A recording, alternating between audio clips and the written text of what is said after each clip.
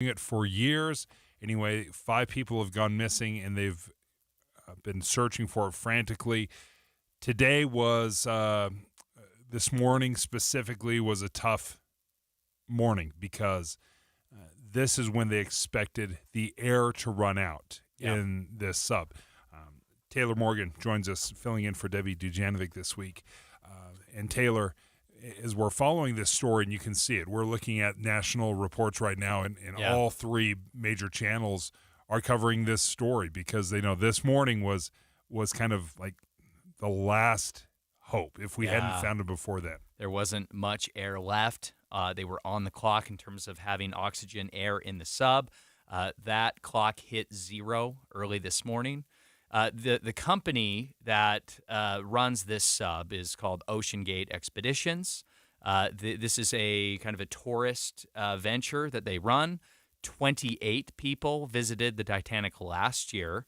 The Titanic sits at about 12,500 feet below the surface. It is very deep. The pressure at that depth is significant. And so people will take these OceanGate Expedition submarines to essentially be tourists and go visit the Titanic wreck up close to see it for themselves. This was one of those expeditions. We know that some, obviously all tourists are important to the company, but some significant individuals are on the sub that is currently lost. Yeah, they again, this is not a large crew, and we're going to learn more about who was on this submarine. We're going to take you live to the Atlantic coast. Actually, we're going to take you to Newfoundland, where News Nation is going to give us a live update in about 5 minutes. But we want to spell this out and teach you a little bit or catch you up to speed about what we do know so far about the search, the rescue. Now, you mentioned how deep the Titanic sits, about 12,500 feet below the surface. You may wonder, well, why don't we just send in the military? Let's send our U.S. naval submarines to go in and search. Yeah. Well, the U.S. naval submarines, they have a maximum depth of 2,000 feet. Yeah. This submersible, it's a different kind of submarine that is specifically designed for these extreme depths. 12,500 feet that's incredibly deep when we're talking about underwater, submersibles. This, just to give you a sense, this is the size of a minivan, Dave. It is not large. 5 people are on board. It has a flat floor, curved walls, no seats. This is not the most comfortable ride, and it is designed that way because it has to withstand the extreme pressure of the depth. And as you talk about the extreme pressure, to give you guys an idea, it's 6,000 psi per square inch, pounds per square inch. So that's, basically an elephant standing on a quarter. That's the amount of pressure. So obviously you go that deep, you want to look out and see for yourself. You want to see the wreckage of the Titanic. The glass or plexiglass or whatever the porthole is made out of is 7 inches of glass or whatever composite they use. Very, 7 very inches. Yeah. It takes about 2.5 to 3.5 hours to drop down to that depth to actually be able to see the Titanic. They charge tourists about $250,000 a person, and there's very limited food and water on board. That trip is not intended to be that long. You're supposed to go down, view the Titanic, and then resurface pretty quickly. Yeah, and that is supposed to happen somewhere between 12, 18 hours at the most. But when they were describing how this works, and again, you and I, we usually spend our boat time on top of the water, water skiing, wakeboarding, wake surfing, something like that.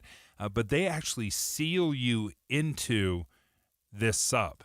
You get in the submersible, they screw the top, they now lower it over on the side with the crane, and now you start your descent, which is going to be 2.5 miles, a 3.5-hour descent. And they will seal you and they will bolt you in. So this is not a hatch that you can get out of. No. Do you have claustrophobia at all, Dave? You little claustrophobic. I don't know, because I'm feeling this does not sound pleasant to me. I do not like the idea of being bolted into a submersible that I have no way to get out of myself. That is uncomfortable to me. I can't imagine what they have been going through over the past couple days. I saw that one of the producers of the show, The Simpsons, Mike Rice, he actually took this trip, a long time ago, but he described it to the New York Times. He said the waiver that they signed, it was a significant waiver. It said that it mentioned death 3 times on the first page. So these adventurers, and that's how they're described, adventurers, you'd have to be, right? Yes. To do something so dangerous. This isn't a line at Disneyland. No. This is not a Finding Nemo ride. This is a serious expedition with a serious price tag and serious risk. And as you mentioned, limited food, water, because this trip is supposed to be short. Now we're going on 4 days. 96 hours was supposed to be the oxygen supply, the emergency oxygen supply. The U.S. Coast Guard said there's no way, even if they found them, to get them more oxygen. So they don't have access to just refill the tanks. Yeah. They cannot work. It's completely dark. And this is, let's go back to this ABC News report. Fran Capo was an adventuress who went back on the sub back in 2005, and she was describing the total darkness. When the submersible descends, it starts to rotate down slowly. You have no perception of where you are because it's total darkness up until 800 feet. 800 feet down, and they're going down thousands. Yeah, 12,000 feet. It's, dark, just completely immersed. You get down that deep, and it is so dark, and you have your senses. Everything is confused. I imagine it is a great adventure for those who do it safely, but certainly very difficult circumstances for those that are still on board the lost submersible. I did hear one adventurer describe the descent is not harrowing. It was very relaxing. He said he took a nap on the way down as they were descending. It has been safe in the past. This is the first one they've, not to say that they have gone, without issues. This submersible is kind of cutting edge, uses different materials. There's been some safety concerns in the past, but we were going to take you live to the coast of Newfoundland, about 400 miles from the wreckage of Titanic. News Nation will give us the latest on the rescue efforts and the 5 individuals on board. Dave and Dujanovic. Did you know Utah has just one all-news station in the morning? It's this one. Weekday mornings between 5 and 9. Start your days with us. We're Tim Hughes and Amanda Dixon. Your morning companions for news. Removing the Bible may be just the beginning. When the legislature passes a law to preclude certain conduct, sometimes it catches things that they never intended to catch. In a case of unintended consequences. This is actually something the majority of parents don't want to see. Reporter Amy Kobabe goes cover to cover on the story. Battle of the Books, this week on KSL News Radio.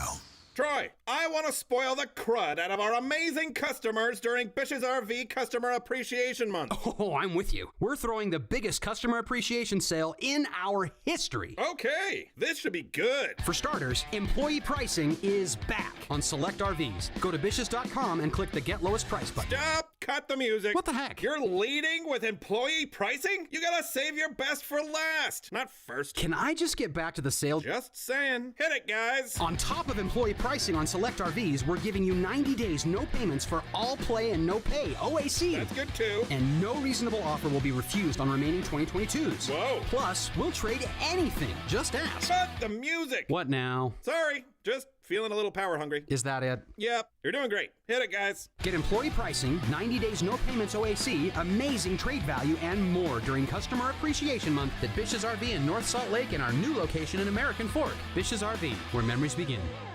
You've heard me say it before, Replenish Landscape Garden Products really has everything you need to make your lawn and garden work and look beautiful. Greg's here with me again. So many different products out there. I think people will find it convenient because they can come in, look at the specific product, get it loaded quickly, and get back home to get the job started. That's what our focus is on bulk and bag materials. Obviously, we're known for the compost itself, which has gained a great reputation, but our soil blends are excellent. We have the bulk box garden blend. We have 4 different colors of wood mulch, 5 or 6 different kinds of shredded bark, and just a variety of things, including sand and gravel. A lot of these playground chips and things are found in kids' playgrounds all over the valley. Find out why landscapers valley-wide use Replenish Landscape Garden Products. See them at 4660 South, 200 West in Murray. Go to their website at replenishcompost.com or give Greg and Mike a call at 801-262-5142. Replenish. It's good stuff.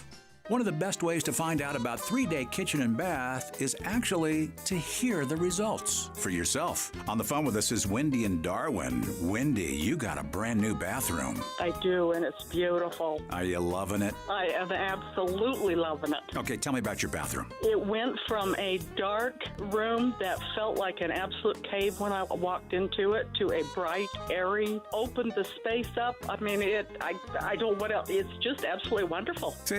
She's almost speechless. So, Darwin, tell me about all the man stuff. How did it work? The quality, the convenience. How did they do? Excellent. We contacted 3-Day Bath, and they got back to us the next day. The communication was excellent. They were on time in all their promises, and it's beautiful. It's a great bathroom. Would you do it again? Oh, absolutely. For more about your new kitchen or bath, visit 3daykitchenutah.com. 3-Day Kitchen and Bath.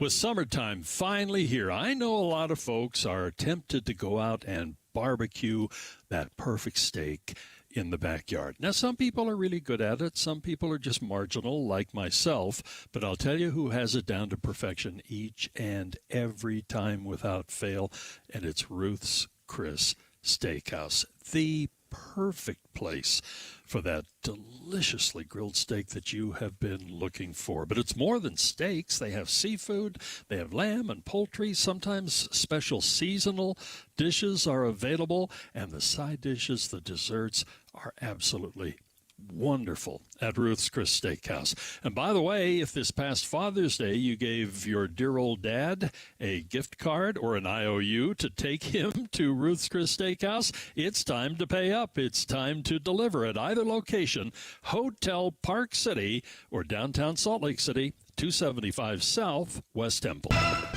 With the 3 things you need to know this hour, I'm Tim Hughes. First, crews searching for that missing sub headed to the site of the Titanic wreck have heard banging sounds underwater, but have yet to discover the source of those sounds. Second, the Jazz will have the 9th, 16th, and 28th picks in the NBA draft starting at 5:30 this evening. And third, authorities say the process of getting inflation back down to 2% has a long way to go. We're going to look for a high today of 84 degrees and right now 61 in Salt Lake City as we get you back to David Dujanovic on KSL News Radio. Dujanovic, special coverage of the top national story. All right, the tourist sub is named the Titan.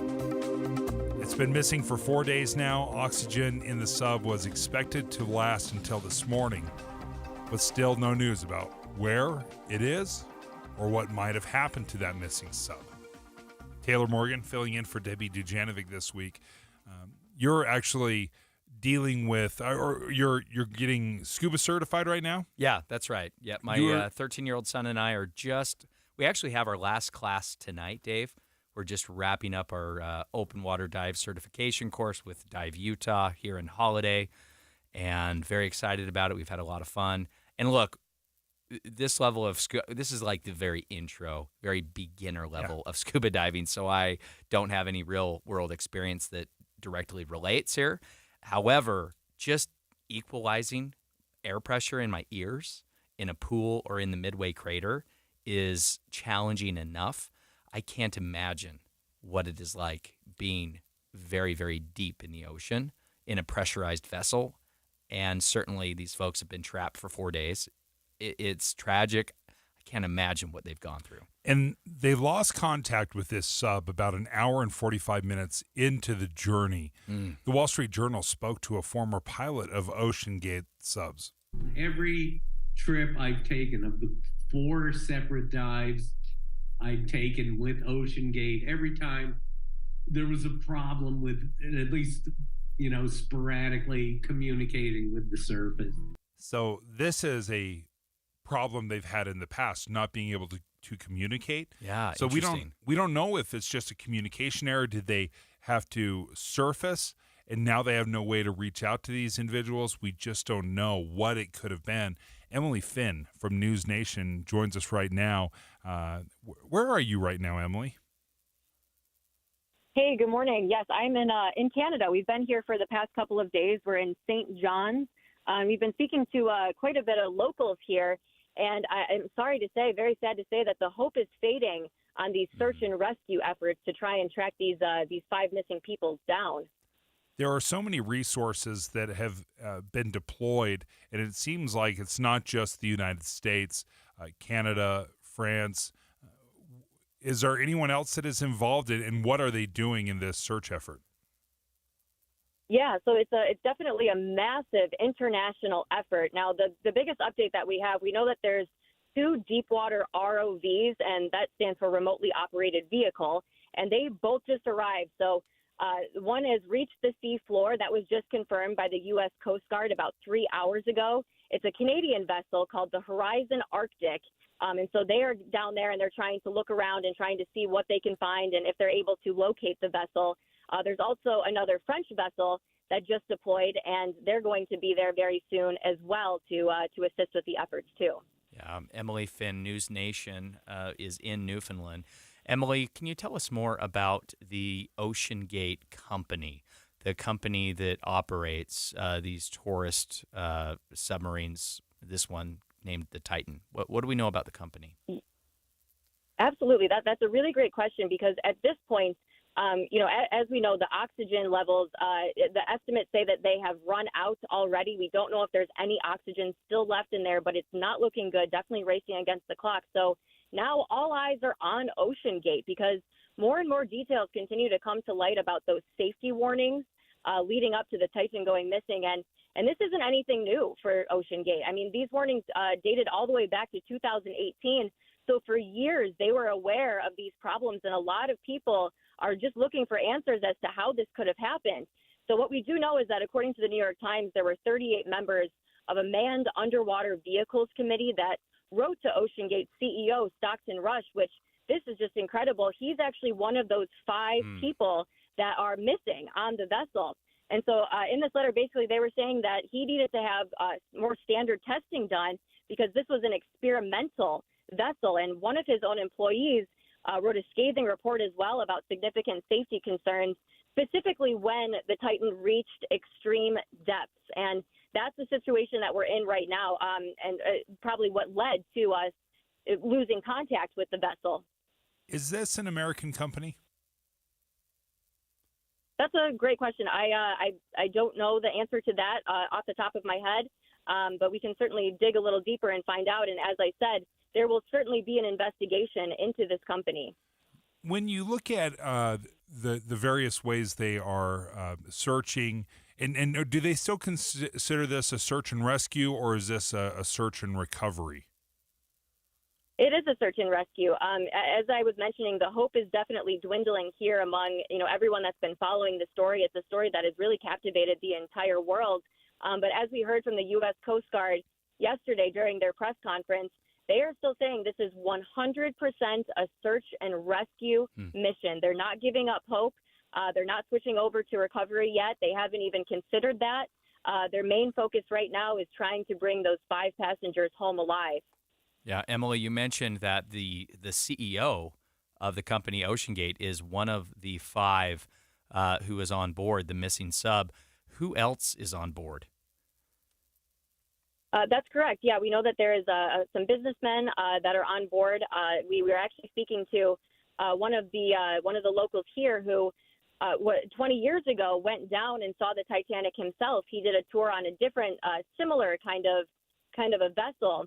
And one of his friends is actually on the vehicle, and, you know, he got a bit emotional as he was speaking to us, saying that they were supposed to meet up for a drink, you know, just last week, and he ended up bailing on him just because, you know, life happens. And he's really regretting that decision now because this isn't looking like a good situation for this vessel. Emily Finn, thank you for giving us a live update from News Nation in Canada, just a few hundred miles away from the wreckage of the Titanic. Thanks for joining us. Thank you.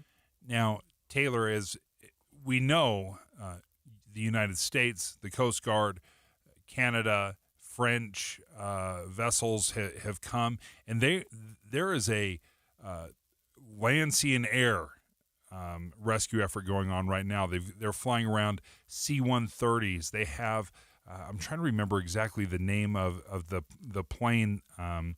It's the P-8 Poseidon, and this plane, it has subsurface acoustic detection capabilities.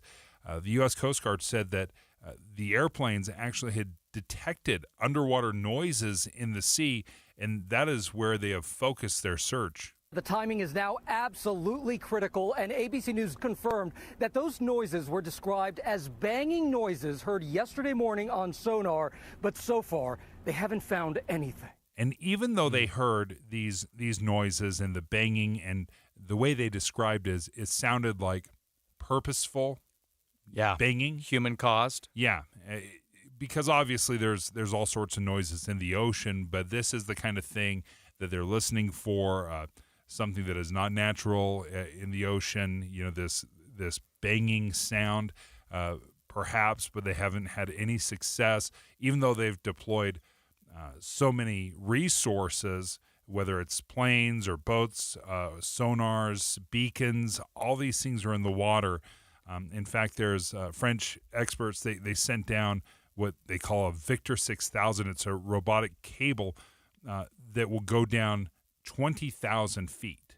So nearly double the depth. So the depth is not an issue, but it's just such an enormous area. Yeah. I've heard it described twice the size of the state of Connecticut, perhaps the size of Massachusetts that they're looking for. And when you're talking about having to search that size of a surface area multiplied exponentially by the depth of the water. Exactly. That kind of a 3D search area is, we're talking, it's impossible to search that entire area. And the sub is 22 feet long. Yeah, it's tiny. So the needle in a haystack doesn't even, it's a needle it's a needle in the middle of the ocean. It's nearly impossible. So, there's still hope, apparently. I guess I'm far more pessimistic, but until we actually know for sure, the search will continue. When we come back, the Salt Lake City School Board has decided to shut down their online learning program. Was this a success or a failure? And what happens to those who wish to continue to learn online? Let's talk to the district next. 9:30 now at KSL News Radio. I'm Tim Hughes with a look at some of our top stories this half hour. The special election to fill the seat currently held by Congressman Chris Stewart has national implications. State GOP Party Chair Robert Axson says this race is also garnering support from groups interested in filling the vacancy of the person who represents Utah with the national party. And that just doesn't normally happen. But again, I think folks are looking and seeing that there's an opportunity of leadership that's coming out of Utah, and we're geared up for some critical roles to play over these next handful of years. Axson says the Turning Points PAC is one of those groups. They look to recruit younger Republicans. Our top national story this hour from ABC News: the USDA, for the first time, has approved lab-grown meat to be sold to the public. California-based Upside Foods and Good Meats now getting the green light to begin commercially selling their chicken products. The companies say cultivated meat could be instrumental in helping feed the world's growing population as meat demand rises while using a fraction of the land and water of animal farming. More research and just caution. I think that a lot of companies are going to use or present the best case scenarios. Rachel Santo at the Johns Hopkins Center for the Livable Future says more study is needed on the lab-grown meat. Other national stories KSL is following. The National Transportation Safety Board begins a 2-day hearing at East Palestine, Ohio, where safety officials will review the February 3rd train derailment and resulting hazardous material spill. We are so sorry that this significant tragedy occurred here. We are sorry for everything that you are going through. NTSB Chair Jennifer Hamendi attended a community meeting last night.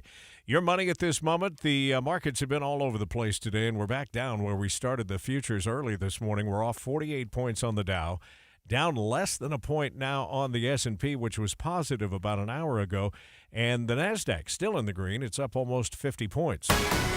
Coming up, we've got a warm weekend in store, 80s, as a matter of fact, as far as the eye can see. We'll check the full forecast for you next. KSL News Time, 9:33. This summer, the political season heats up. By August, it'll be time for debates. Can you believe it? We're planning coverage of the real issues, the important stories that impact how we live. Listen each morning from 5 to 9 on KSL News Radio. Yeah, I was just talking to my crazy co-host. Did we call you crazy? Was it weird? I'm the weird co-host. Sorry, you were the weird co-host. Sorry to bring you into this this conversation, but we were just talking about Free Frazzle Fridays. You're like, yeah, my kids love Free Frazzle Friday. Oh yeah, they discovered the caffeinated pina colada. The Dave, pina colada? and I'm trying to walk that one back. It's like, it's so good. It's so sugary and caffeinated. Yeah, the kids love it. So if you're interested in trying out a Frazzle, it's a slushie. You can get a 12-ounce cup on Fridays for free. It's so easy. You really don't need anything. You don't need a special coupon. I get mine at Maverick. I do have to throw in my Adventure Club membership, but that's just my boop, boop, boop, throwing in a quick number. I get a free Frazzle. My son and I had one on Friday because they're free, obviously. We have them during the week as well because we're kind of addicted to them. So if you want to try it out every Friday this June, you can test it out. So the big endorsement, Pina Colada, that one's outstanding. I like the POG, which is the pomegranate, orange, and guava. That's awesome. So check it out. Free Frazzle Friday. For adults with moderate to severe plaque psoriasis who are candidates for systemic or phototherapy, now there's Skyrizi, Risankizumab Riza, a prescription-only 150 milligram injection. With Skyrizi, 3 out of 4 people achieve 90% clear skin at 4 months, and Skyrizi is just 4 doses a year after 2 starter doses. Nothing and me go hand in hand. Nothing on my skin, that's my new plan. Nothing is everything. Don't use if allergic to Skyrizi. Serious allergic reactions and an increased risk of infections or a lower ability to fight them may occur. Before treatment, your doctor should check for infection and tuberculosis. Tell your doctor if you have an infection or symptoms, such as fever, sweats, chills, muscle aches, or cough, or if you plan to or recently received a vaccine. With Skyrizi, you could achieve 90% clearer skin. Ask your doctor about the #1 dermatologist prescribed biologic in psoriasis and visit skyrizi.com or call 1-866-SKYRIZI to learn more. You know how they always used to ask you in grade school, what do you want to be when you grow up? I bet I'm the only kid who ever stood proud and said, I want to be a rain gutter or siding installer. Jim Jr. here with RGS Exteriors, and man, I can still remember all those wannabe astronauts and quarterbacks looking at me like I was an idiot. Who would want to install rain gutters or siding? Somebody who is a 4th generation in business. That's who. My great-grandfather, T.R. Brown, started the company in the 50s. Then my grandfather took over from him, then my dad, Tim Sr., and now I've been at the helm since 2005. Every day I wake up and think, man, I'm living the dream. And now my own kids are starting to work in the business too. 5 generations. If you want gutters, siding, windows, or any exteriors on your home, and a company that really cares deep down to our souls, give RGS a call. 801-280-3110 or find us online, rgsutah.com. That's rgsutah.com. 801-280-3110, rgsutah.com.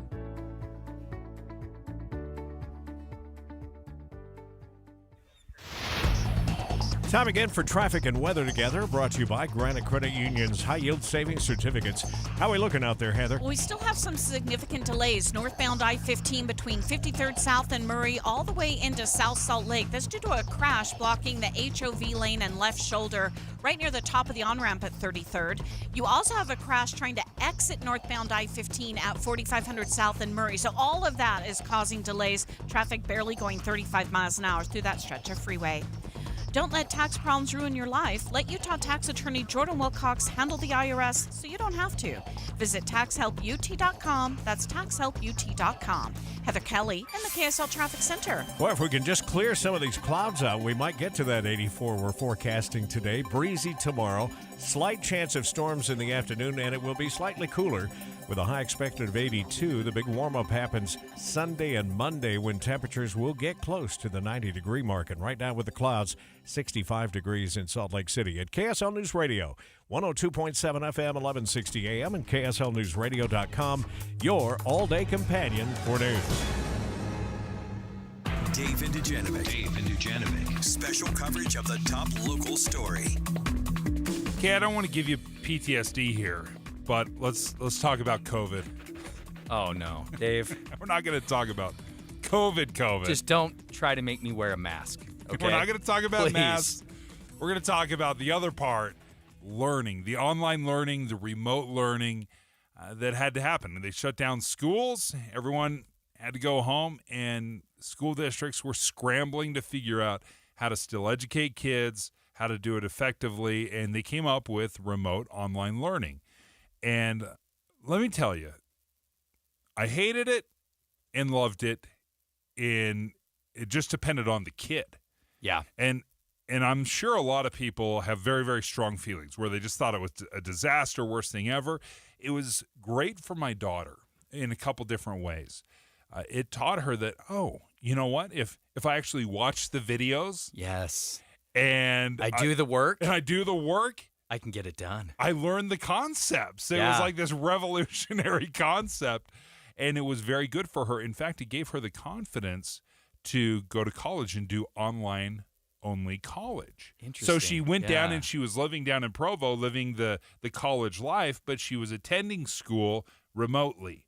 Yeah. And it wasn't until she experienced it during COVID that she really had that confidence. Now, on the flip side, my son, complete and utter disaster. It was awful. In fact, we pulled him out of the school system and homeschooled him for a semester because it was doing nothing for him. It Yeah. was just it was torture.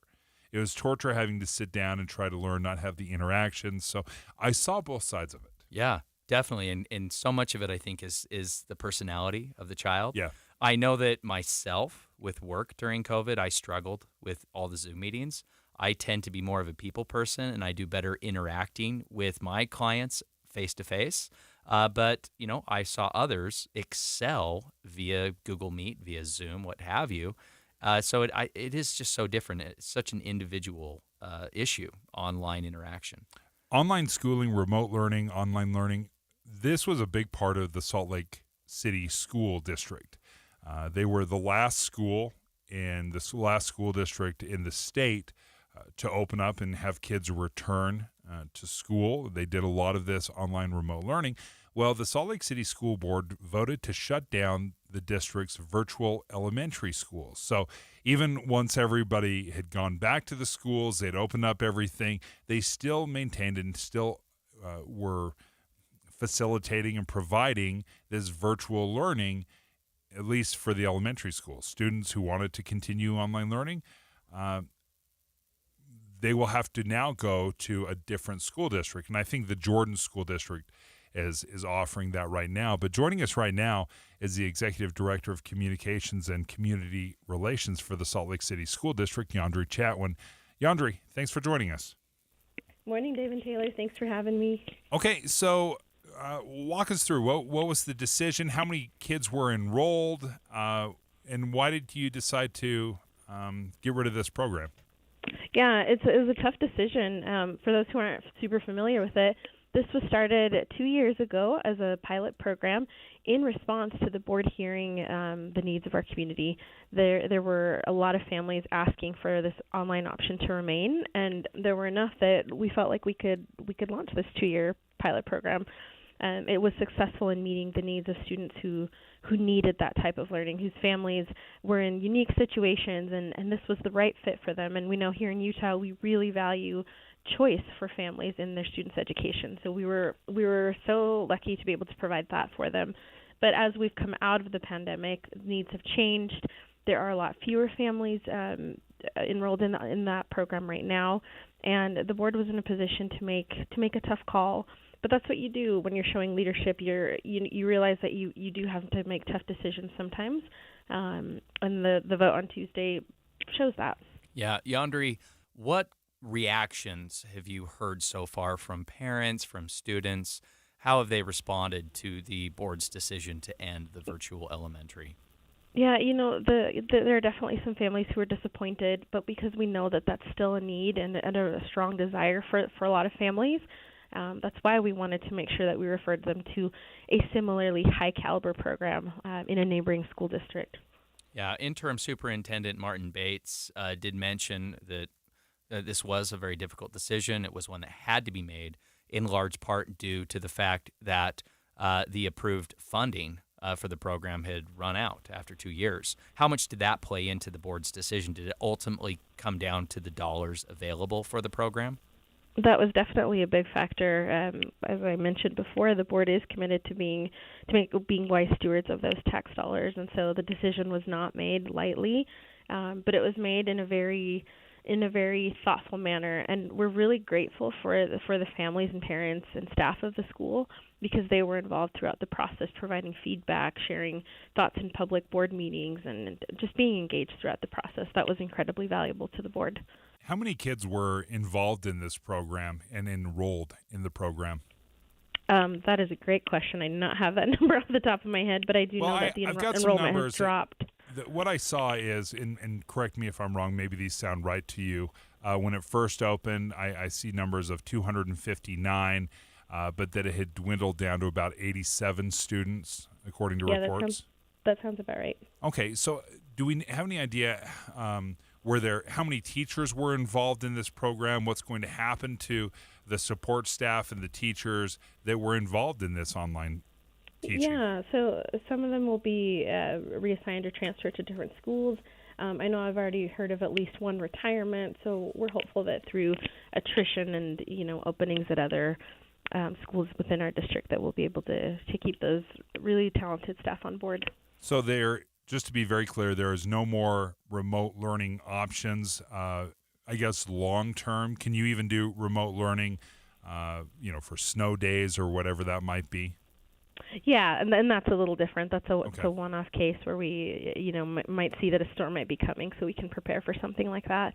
And with our district being one-to-one in technology now, it makes it really easy to be able to pivot, or much easier to be able to pivot to that if we need to on a one-time basis. Now, not to get us off track, Yandri and Dave, but my kids, that's their number one complaint lately, is that there is no such thing as a real snow day because it's a virtual learning day. And boy, they asked me what it was like back in my day when a snow day meant a snow day. It was a party day. Yeah, that's right. It was a sledding day. That's what it was. Yandri Chatwin, thank you for joining us from the Salt Lake School District. Thanks, Yandri. Thanks to both of you. I do want to continue this conversation because I want to know how much we've learned. What have we learned from virtual schooling? Has it been a success? Because when you look at some of the numbers, especially the recent numbers, when it comes to math scores, English scores, they have been dropping. They've been dropping hard. So how ineffective, or do you think is there a way to make it more effective? Have we just learned more? Let's continue this conversation about what we've learned about virtual schooling. Dave and Dujanovic. Hi, it's Tim Hughes and Amanda Dixon. Why should you start your day with us? We have decades of news experience between us. And we take your trust seriously. Come here for news tomorrow, 5 to 9. On KSL. Attention smart homeowners. You don't have to fall for flashy promises and companies that don't even prove their work. At Your Service Pros uses third-party verification software called MeasureQuick to ensure your new HVAC system is installed correctly. This ultimate game changer in the HVAC industry lets you, the homeowner, have proof of how your system was installed. At Your Service Pros utilizes our Bluetooth tools to upload all of your system's information into MeasureQuick. We rely on data-driven insights to properly commission, optimize, and fine-tune your HVAC system for peak performance, improving your family's comfort, lowering your utility bills, and extending the life of your HVAC system. With rebates and tax credits available totaling more than $7,500 on a dual fuel heating and cooling system, it is now more important than ever ever that your HVAC system be installed correctly. So call us today at 801-YOUR-PRO. That's 801-YOUR-PRO. Have the peace of mind of saving up to 50% on your new system and knowing it's installed correctly by calling 801-YOUR-PRO. Hey, Derek Overstreet here from the New Millennium Group, financial advisors in Utah. You know, I've been helping people retire in the state of Utah for the last 20 years. The way we do that is we actually find out what is important to you.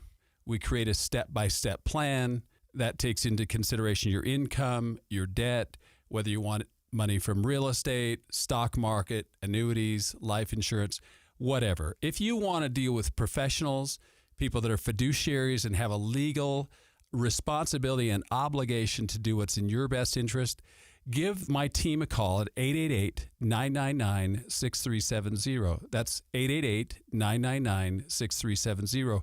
Or go to my website, utahsfinancialplanner.com. If you'd like to retire 3 to 5 years before you thought it was possible, give my team a call right now. 888-999-6370. That's 888-999-6370.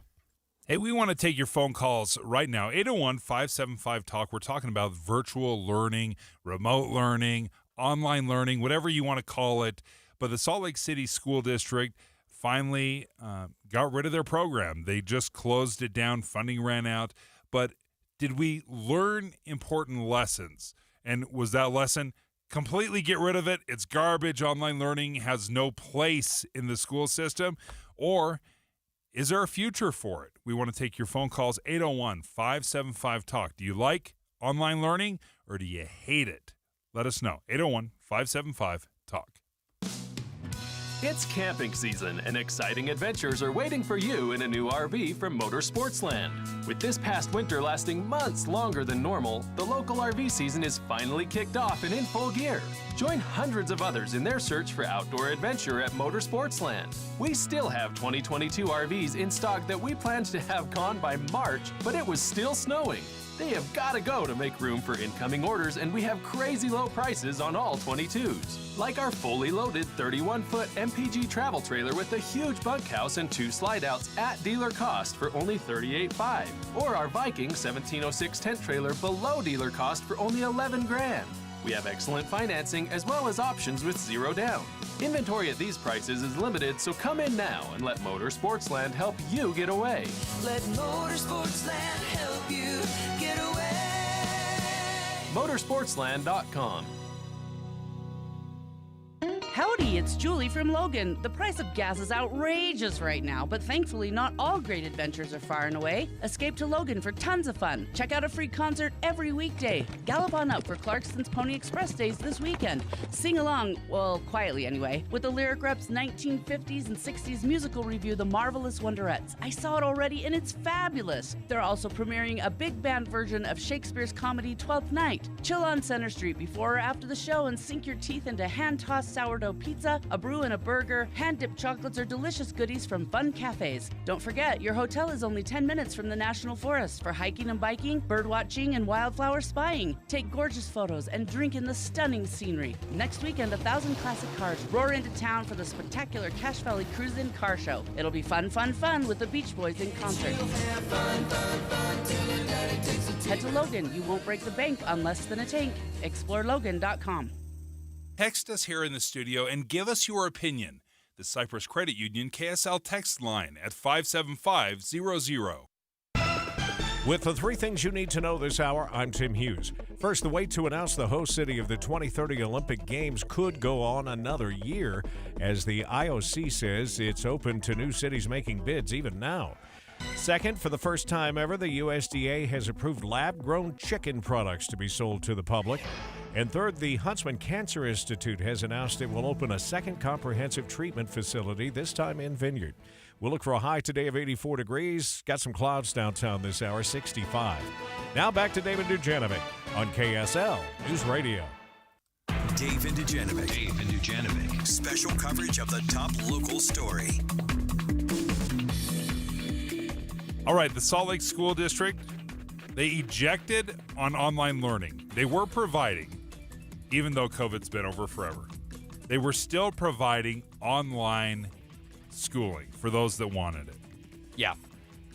A little surprising that they were still offering this. And this is specifically for elementary students. It was available for them. I think, Dave, you mentioned in the last segment that when it began, this program served about 260 students.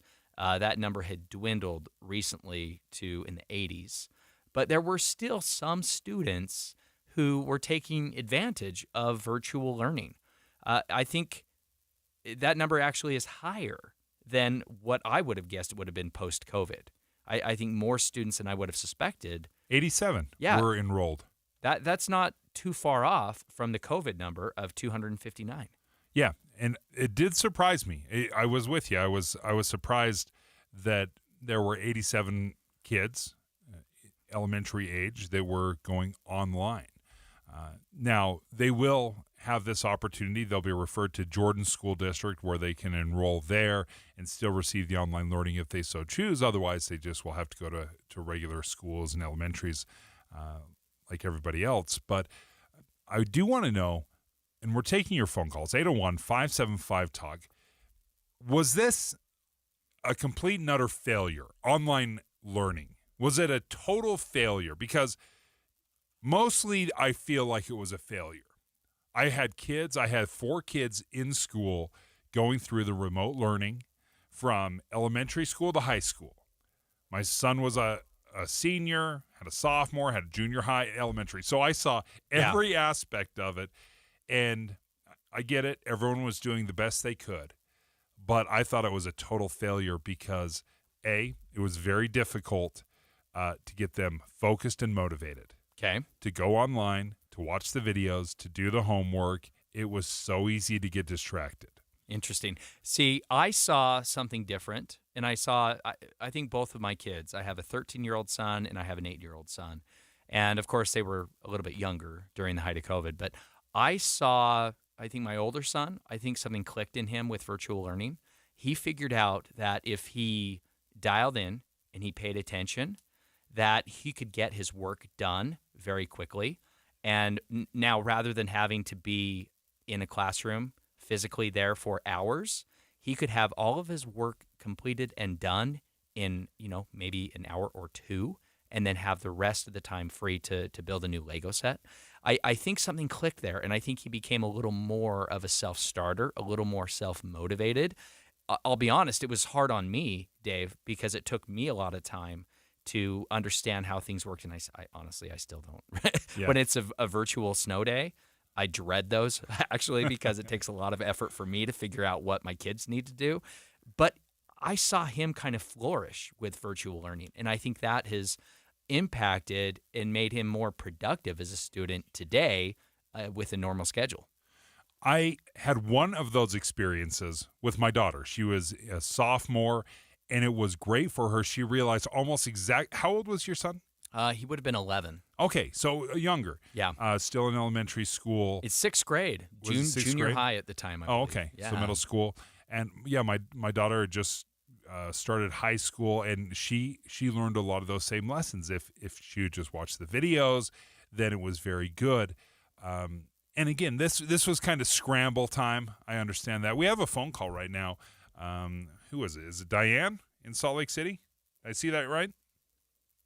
Deanne. All right. What was your experience? What do you think? Well, I'm actually I was a teacher at Salt Lake Virtual, so I oh wow, taught this first affects grade. you then. Yeah. Oh, how are you doing? Great. Thanks for having me on.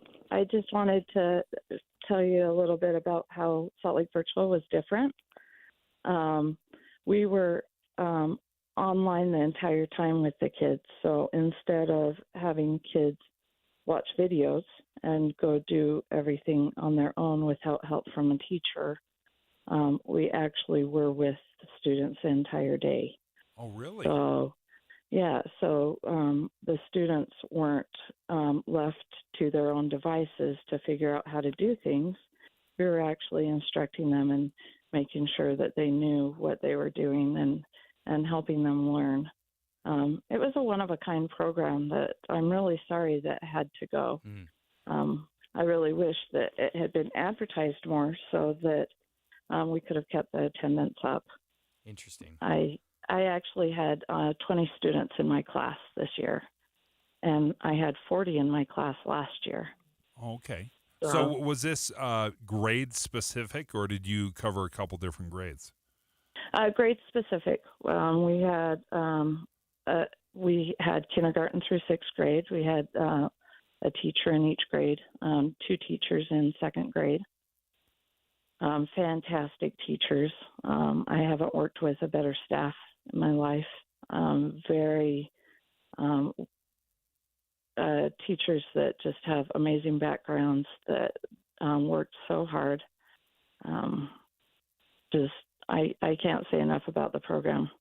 What did we worked really hard. What did you learn from? Because it sounds like the program that you're running right now, or that you were running, is significantly different than what a lot of us parents experienced, where it was very hands-off as far as the teachers being involved in the day-to-day. What did you learn, and what would you like to see in the future if we do end up going back to some version of online learning? What did you learn, and what did you like? One of the best things that I learned is I was a partner with parents. Parents had my phone number, and we texted throughout the day. A lot of parents sat next to their students, or would text me, they're not understanding this, and then I'd say, okay, let me help them.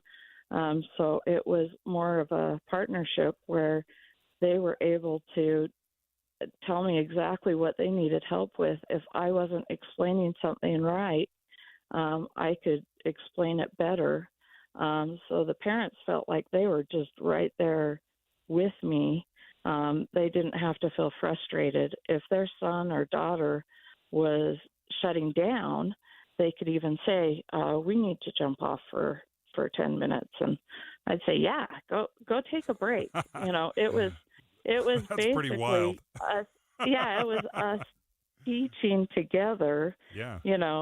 Or if their student was misbehaving, if their child was misbehaving, I'd take a picture and send it to them, and I'd get a text right back. This is saying, genius. Hold on, I think we're on to something right here, Deanna.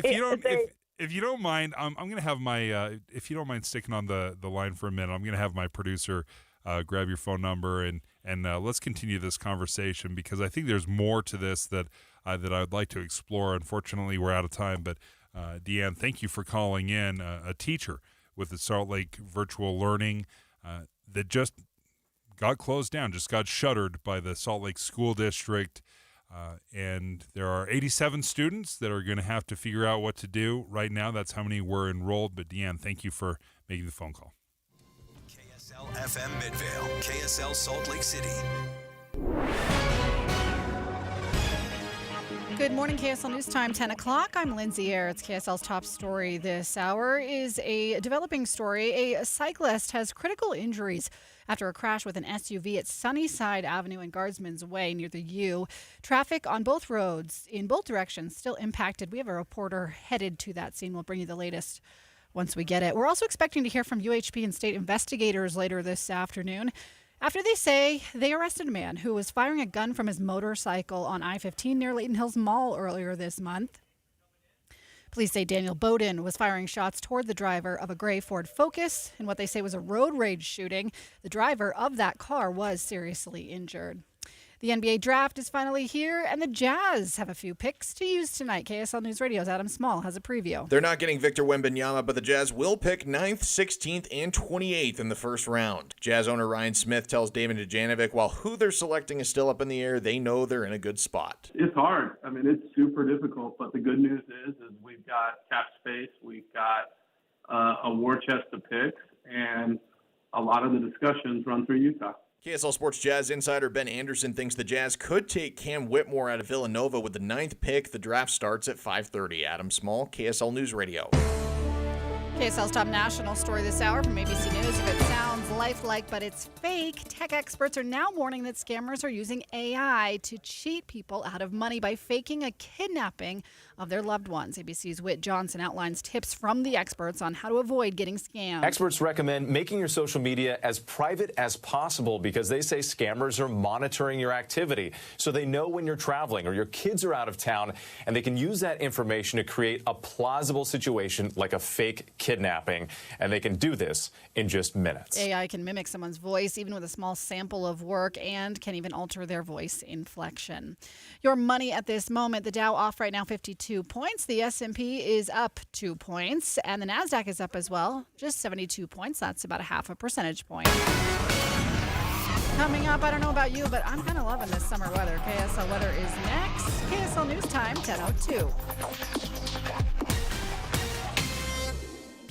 Mornings can be hard enough, just getting yourself going. We try to make it a little easier with news and weather from comfortable, trusted anchors and reporters. Join us on Utah's Morning News between 5 and 9 on KSL News Radio. Text us here in the studio about the weather in your area. The Cypress Credit Union KSL text line is 57500. This is Jeff Stout with Fink and McGregor Mortgages Made Simple. FHA has announced a significant reduction in mortgage insurance rates.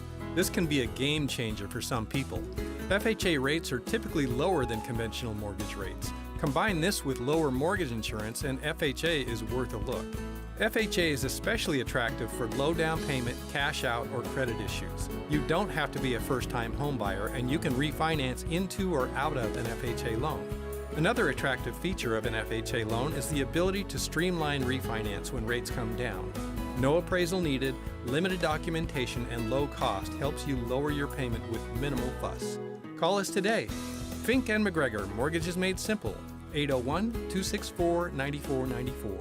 That's 264-9494. Or on the web at finkmcgregor.com. NMLS 289115.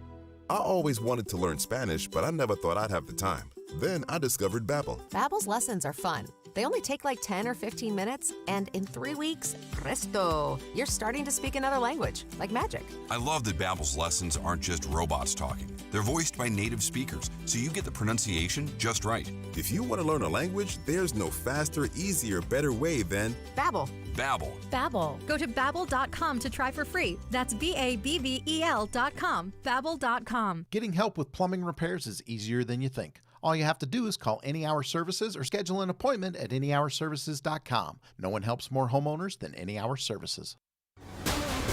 And we do have breaking news here on KSL News Radio. The U.S. Coast Guard is now reporting that an underwater vessel has located a debris field near the Titanic in the search for a missing submersible with 5 people on board, a potential breakthrough in the around-the-clock search effort. You might remember the search for this missing submersible was on their way to the Titanic and is past the critical 96-hour mark. Again, just repeating, the U.S. Coast Guard reporting that an underwater vessel has located a debris field near the Titanic in that search. We'll continue to bring you the latest as we have it. Traffic and weather together now, brought to you by Granite Credit Union's high-yield savings certificates. Here's Heather Kelly. Well, an earlier crash northbound I-15 in South Salt Lake has been cleared, but you still have a little bit of slowing in the Murray area from the backups. Those should quickly be gone within the next few minutes.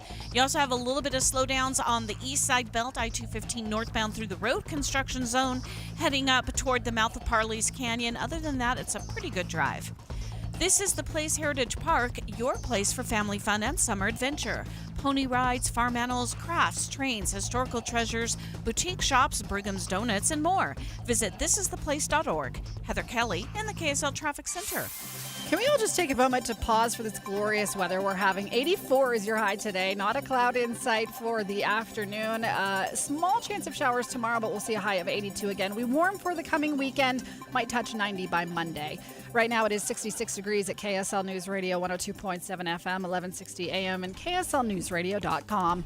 Your all-day companion for news. Again, a developing story, the submarine that we've been reporting on all morning long, the tourist sub, the Titan, that was used and has been used in the past to go visit the wreckage of the Titanic that's been missing for 4 days. The U.S. Coast Guard has just found debris field within the sub search area. That's the breaking news that we've just learned about. Let's take you live to Fox News, who is reporting on the latest development where debris field has been found within the sub search area. What we see here are the rescue ships that are ready to go. You don't have a lot of personnel that is hanging around at the Port of St. John here talking with people. They're just kind of standing by and waiting for the orders. We're seeing a lot of military aircraft come into the area, bringing in equipment. So as far as any speculation about the integrity of the hull, I would think even your maritime experts, unless they're involved in deep sea exploration, they're really not going to be able to weigh in on the integrity of this carbon fiber and alloy hull. But you can't go to the lawsuit and look at the one lawsuit you referenced really was a lawsuit over a refund. So it doesn't necessarily apply. I think any tour group, and certainly tour groups that do high-risk activities, they're going to have to cancel tours from time to time. And if they don't refund the money right away, it's not necessarily germane to whether this vehicle was safe. The other lawsuit came from one of the engineers within the company, and he was accusing the CEO of making shortcuts in terms of safety. That becomes a little more relevant, and then there's a lot of details in that. We are continuing to follow the breaking news where the U.S. Coast Guard has told us that the debris field has been found within the sub-search area. This submarine that visits the Titanic, the wreckage of the Titanic, it's a private tourist sub. It costs $250,000 to get on this. 5 people have gone missing, and it appears that they have found debris. They haven't confirmed yet that this debris is part of the sub or a part of the sub. They still haven't found, from what we can see, where we've looked at pictures and video. We don't know what we're seeing, what we're looking at, other than what the U.S. Coast Guard is saying is that there has been a debris field found, unconfirmed whether or not it's the sub. Of course, we're speculating. There are those who suspected that the sub may have depressurized days ago. We had heard, I believe, some military aircraft heard some sounds, some pinging of some kind. It wasn't conclusive whether or not it was human caused or if the origin was the missing sub Titan. I think that, again, we're speculating. We don't know for sure, but we do know the Coast Guard has found a debris field, and it is within the sub-search area. That might play into the depressurization theory that could have happened days ago. About 30 minutes ago, we had taken you live to Newfoundland, where Emily Finn of News Nation had joined us. We are reaching back out to her as this story develops, and if she is able to join us, and if we learn anything new in the next several minutes, we will bring that information to you as quickly as possible and throughout the afternoon. All right, let's shift gears. We go from national news to a very, very local news. Local race, the Salt Lake City Mayor's race is this year in November. Erin Mendenhall is the incumbent, but she has a challenger. And you know this name. You'll definitely recognize this name, Rocky Anderson. Rocky Anderson joins us right now. Thank you. Really Mayor. great Thanks to be for with you. Thank you. Well, this is wild on a couple different levels. Taylor Morgan is filling in for Debbie Dujanovic today, and Taylor, I want to give you a chance because you actually work with Rocky now. So we'll do the full disclosure here. Yes, important to always have transparency, full disclosure. I believe fully in that. I have a firm called Morgan May Public Affairs. We do political consulting, campaign work, these kinds of things. And just as of yesterday, I am now working with former Mayor Rocky Anderson and his campaign for a third term. So full disclosure, putting that out there. Want everyone to know. And Rocky, that doesn't mean I always have to be nice to you here on KSL. You may decide to fire me after today. We will see how this goes, but full disclosure is always important. I actually prefer the tough questions because those are oftentimes what's lurking in people's minds, and I love to have a lot of dialogue on the very difficult issues that we're facing here in Salt Lake City. Well, you served 2 terms as mayor from 2000 to 2008. You've been out of this race at least for the last 15 years. What made you decide to come back? I never thought I would run for mayor again. Never even crossed my mind. I gave 8 years of my life to it. It was fantastic, but I've done a lot of really good things since. I think really contributed to the community and to the nation. But I look around this city. I worked on 3rd South and Main Street in my law practice. I wrote to the mayor and a council member, and I said, I laid out all my experience with all these individual homeless people. And I said, nobody's providing them outreach services. We've got to do far better for them, and it would also be doing far better for all the businesses that are incredibly impacted in many adverse ways by the homelessness crisis, and also our residents. We want people to be, I took a picture of a guy shooting up heroin 3 mornings in a row on the bench outside the front door to the Judge Building on 3rd South and Main. So I sent her all these photos, and I also sent her photos and raised the issue of human feces and urine all over our downtown and in some of our neighborhoods. I said, this city has become a filthy place. It's become one where we're not dealing with the homeless population.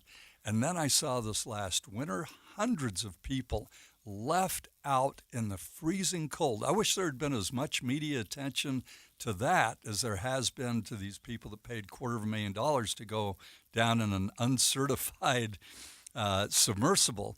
But we had people on our streets dying of the freezing cold, getting frostbite and having their fingers and their toes amputated. And that is an absolute crisis, and it was ignored. In fact, it was exacerbated by the mayor because she didn't provide any adequate shelter for all these people on our streets, and then she exacerbated that problem by sending in police to aimlessly just move them from one place to another, and in the process confiscating their survival gear, like tents, sleeping bags, clothing. That is what got me going, is that our city, everybody has been negatively impacted, our residents, businesses, and members of the homeless community. When I was mayor, there was never a time when we had anybody on the streets that didn't have available shelter, whether it was during the sweltering summers or during the freezing winters. And in fact, Los Angeles Times wrote a great article about how we, as host city of the 2002 Winter Olympic Games, we provided a 450-bed overflow shelter for homeless people. And we didn't put them out of sight, out of mind. We put them in close, and we made the point, everybody's civil and human rights are going to be recognized, including the homeless people among us. And that was entirely the opposite approach of, say, Atlanta before the Olympics, when they arrested 10,000 homeless people and basically bought them one-way tickets out of town. So we have gone from a community that was touted nationally as being an example because we were building so much permanent supportive housing. NPR, Mother Jones Magazine, LA Times, all these publications pointing to Salt Lake City and Utah as being the example that everybody else ought to follow, and the great successes we'd had in eliminating our chronically homeless population. So we need to get back to that. I can provide that leadership, and I know how to work well with the legislature. Members of both parties. I've never been much of a partisan party person, as everybody probably knows. I believe in working with people where we can find common ground, and we can bring the philanthropic community, the corporate community, the churches, the state, the county together and provide mental health services, provide addiction services, and do what we can to get people that are on the streets into permanent housing. And we can set far more aggressive goals than what the state has set. That voice that you hear, former Mayor Rocky Anderson. He's jumping back into the political race. He's going to challenge incumbent Aaron Mendenhall for the Salt Lake City mayor's position. Mayor, if you don't mind sticking around for a little bit longer, I want to continue this conversation when we return. Great. Dave and Dujanovic. Before Dave and Debbie get started each day, this station is all news all morning. And later today, we follow up on those stories as you drive home. Get important news all morning and all afternoon. Here on KSL News Radio. Ready, set, go. The race to replace Representative Chris Stewart is on. He's talking about who he would like to fill his seat. With nearly 24 candidates vying for the 2nd congressional seat, things will get interesting fast. We'll be all over every twist and turn, mornings and afternoons this week on KSL News Radio. At Fisher Investments, we do things differently, and other money managers don't understand why. Because our way works great for us. But it may not work for your clients. That's why Fisher Investments is a fiduciary, obligated to put clients first. It's the highest standard for a financial advisor. So, what do you provide? Cookie-cutter portfolios like the rest of us? No cookie-cutter portfolios here. Fisher Investments tailors portfolios to meet each client's goals and needs. But you do sell investments that earn you high commissions, right? And make commissions when you make trades for your clients? No, Fisher Investments doesn't sell any commission investment products, and we never earn commissions on trades. So what's in it for you? Fisher Investments fees are structured so we do better when our clients do better. When it comes to helping clients achieve a comfortable retirement, we're clearly different. Visit FisherInvestments.com to find out why investors like you switch to us. Fisher Investments, clearly different money management. Investments in securities involve the risk of loss. Interest rates have gone up for buying a home, but not for remodeling the exterior of your home. This week only at RGS Exteriors, it's our zero interest financing sale. That's right, 0% interest on any gutters, siding, windows, or any exterior remodeling project on your home. We have programs for 12, 18, and 24 months, all with 0% financing. But the sale is this week only at RGS Exteriors. Want stunning James Hardy siding? 0%. Need to replace your windows? 0%. New gutters or gutter covers? 0%. How about a full extreme makeover? That's right, 0%. We've also been serving Utah for 5 generations, so you can trust us to do the job right. All work is backed by our exclusive 10-year everything guarantee for total peace of mind. And this week only, everything is available for 0% financing with approved credit. Don't put off your new exterior project any longer. As always, estimates are free, so call RGS Exteriors at 801-280-3110 or visit us at rgsutah.com. That's rgsutah.com. With our roots in northern Utah, Holy Cross Hospital has a legacy of caring to help every person be whole and healthy. Find us at 5 Holy Cross Hospital locations and more than 45 clinics along the Wasatch Front. Learn more at holycrossutah.org. At Holy Cross Hospital, we're honored to carry the legacy of our namesake and equally honored to care for northern Utah's vibrant communities. Find us at 5 Holy Cross Hospital locations and more than 45 clinics along the Wasatch Front. Learn more at holycrossutah.org. Hey, if you're sick and tired of being sick and tired, it's time to change the game. It's all about changing the conversation. I did that 18 months ago with SOTA Weight Loss. SOTA stands for state-of-the-art weight loss because it is state-of-the-art. I lost 37 pounds in less than 90 days, and here I am a year and a half later. I feel better, I sleep better, I perform better, and all through a very simple process. The pounds and inches roll away, and most important, you get to that strong space where you feel like yourself again or like you've got that energy. And I'm not the only one. There are countless people across the country, and right here in the state of Utah, I love to hear from people who will send me a text or pull me aside at an event and say, Boyd, I did it. I did it, and it worked, and it can work for you. So as I always say, when it comes to your SOTA weight loss journey, there's no time to lose. There's only time to win.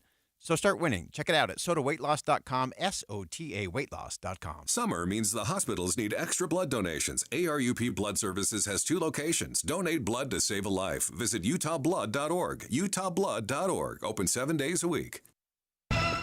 With the 3 things you need to know this hour, I'm Tim Hughes. First, the wait to announce the host city of the 2030 Olympic Games could go on another year, as the IOC says it's open to new cities making bids even now. Second, for the first time ever, the USDA has approved lab-grown chicken products to be sold to the public. And third, the Huntsman Cancer Institute has announced it will open a second comprehensive treatment facility, this time in Vineyard. We'll look for a high today of 84 degrees. Got some clouds downtown this hour, 65. Now back to David Dujanovic on KSL News Radio. Dave and Dujanovic. All right. The former mayor of Salt Lake City, Rocky Anderson, he's running again. Joins us right now for the Dave and Dujanovic show. From 2000 to 2008, you were mayor. You were mayor during the Olympics. And right, that was 2002. Yeah, you were right in the heart of it. Time. It was an amazing 8 years. We had a clean city. We were known as one of the most livable cities in the country, one of the best places to live and work. Everybody knew Salt Lake City as such a clean place, and we took care of our homeless population. Crime was down, response times by police were down. That's a horrible problem now with very little accountability. But we have had incredible growth. In fairness, over the last 10, 15 years, especially the last 10 years, we were the fastest growing state in the nation. According to the Census Bureau, we have expanded in a way that, in growth that perhaps you didn't experience. Well, I think we've had about 20% growth since then, maybe less than 20%. But that doesn't mean that the fundamentals need to be ignored. Our streets are crumbling. Our parks have not been well maintained. They turn their back on treasures like the Seven Canyons Fountain, the Rotary Play Park, International Peace Gardens. These are all the fundamentals that we need to deal with. And then you can go do your pop-up parks, the green loop that nobody seemed to go to while it was up, and all that expense. And I think, frankly, we've been abused fiscally. They just increased our taxes, our property taxes, another 4.9%. Isn't it great how people, merchants do this all the time. They deceive you in their price advertising, saying, $4.99 per pound or what? That's $5. So we have a 4.9% property tax increase. All these folks that are living on fixed incomes, as am I right now, and then we see almost $250,000 if you include benefits being paid to one chief of staff in the mayor's office. And Rocky, I want to get to, speaking of marketing, you can hardly drive anywhere in Salt Lake City without seeing Rocky 3 campaign signs everywhere. And my understanding is that you spend a lot of time walking door to door, talking to residents and handing out campaign signs. I want to know, what are some of the things that you're hearing most often from Salt Lake City residents as you knock doors? It is always a really uplifting experience to get out, walking door to door with volunteers. We do it probably 4 weeknights a week and all day Saturday. I do 8-hour shifts. We break it into 2 so I don't wear out my volunteers. But I think the signs that you're seeing are a real indication of the grassroots support and the dissatisfaction with the status quo in the city. So we're hearing everything from disgust with regard to the failure to deal with the homeless problems in our city, the failure of at the mayor's behest, the failure of police to intervene and help everybody involved. Instead, they'll see somebody that's committed a crime and they always say, the mayor has told us to tell them just to move along after they've committed crimes. Now, I don't want to see them just languish in jail or prison. I want to see them helped. But you're not helping anybody if they're drug addicted, like the guy that was shooting up heroin in front of my law office three mornings in a row until I had to run him off because the police would never respond.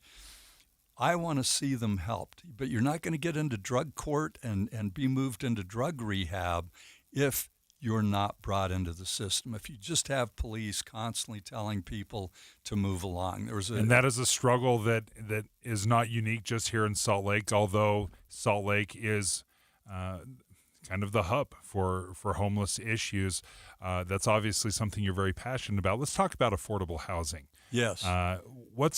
What's your solution? And affordable housing, by the way, is directly related to our homelessness problem, because if people can't afford their rent, they're displaced and they become homeless. There's a great study done just recently on California. The main cause of people being on the streets homeless is a reduction in income or an increase in their rents. We're seeing the same thing here. I've gotten to know so many people that are homeless in our community, and many of them are there simply for economic reasons.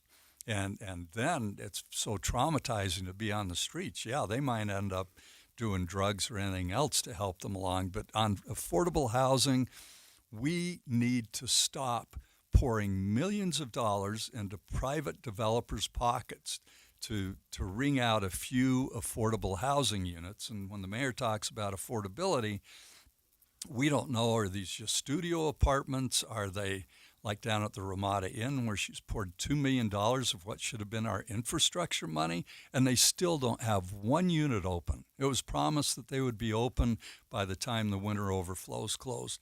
But the answer is to pour our resources and even bond and have the city build architecturally beautiful, exceptional housing, mixed income buildings where everybody's going to want to live.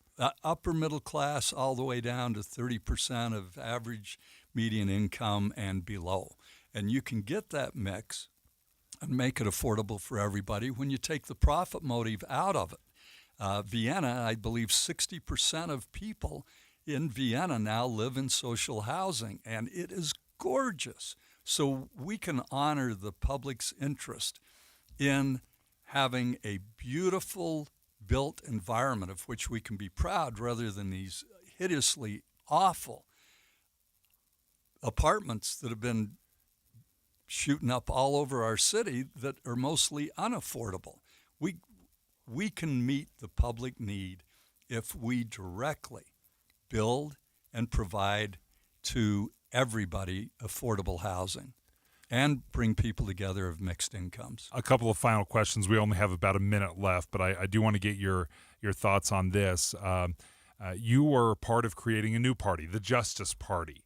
I wouldn't say you are a conventional Democrat, but over the last 15 years, you're certainly progressive in many of your thoughts. But how has the party changed, or how have you seen things change over the last 15 years party-wise? Well, I'm more of an FDR Democrat. I believe in putting people to work, doing productive things for our community, and not selling out to the highest bidders. And Democrats and Republicans, this political duopoly we have been up for sale. We would have universal health care in this country if that weren't the case, because the rest of the industrialized world has it. There's a reason for that. And I think the support of the military-industrial complex, Congress people, senators love to bring back the bacon to their communities and the defense contractors and subcontractors, and it's a total ripoff. Most of the money, people complain that, we're paying taxes and the money's going to those who are economically disadvantaged. Well, the fact is most of the favors done with governmental money, they go to the wealthy in this country. Everything from mortgage interest deductions, capping Social Security payments out of our paychecks. You look at how our government's run, it's really for the benefit of those who end up getting their people elected to do their bidding. So I think we need campaign finance reform, whatever it takes, even if it's a constitutional amendment.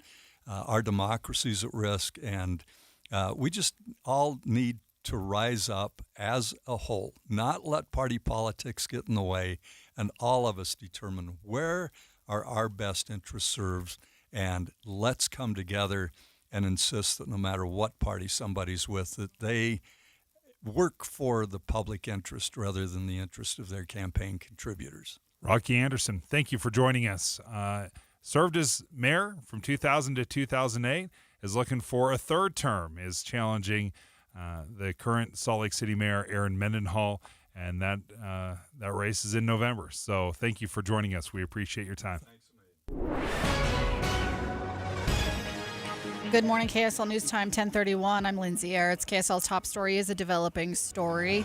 The U.S. Coast Guard says a debris field has been found by a remote vehicle near the Titanic wreckage. This is the same area where a massive search effort is underway to find a submersible missing since Sunday with 5 people on board. CNN correspondent Paula Newton says right now there's no confirmation that the wreckage is from the missing sub. They will get their eyes on and they will be able to either say conclusively that it is not Titan or say that conclusively it is. That is what they are awaiting in the hours to come. Newton says at this point the search operation continues.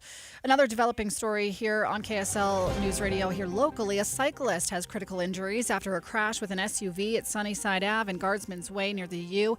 KSL News Radio's Peter Johnston is live on this scene with the latest. Peter?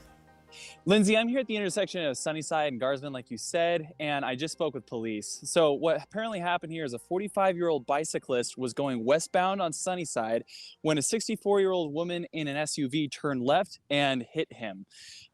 Looking at the damage, the bike is split into like 3 pieces at least, and the windshield of the SUV is entirely smashed. So that, like you said, that biker is in the hospital in critical condition.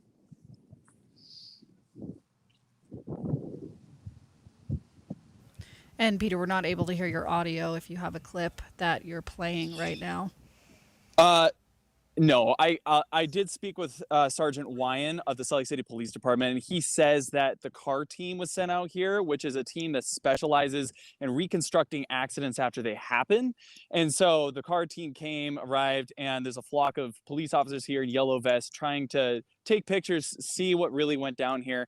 But like I said, that biker is in critical condition, and the 64-year-old woman driver did work with police on this incident. Very good. Peter Johnston reporting live from the scene there with a biker who has critical injuries after a crash at Sunnyside Ave and Guardsman's Way. Your money at this moment, the Dow is off 34 points right now. The S&P is up, though, 4 points. The NASDAQ up as well, 71 points. And coming up on KSL, just gorgeous weather today. KSL weather is next. KSL News Time, 10:33.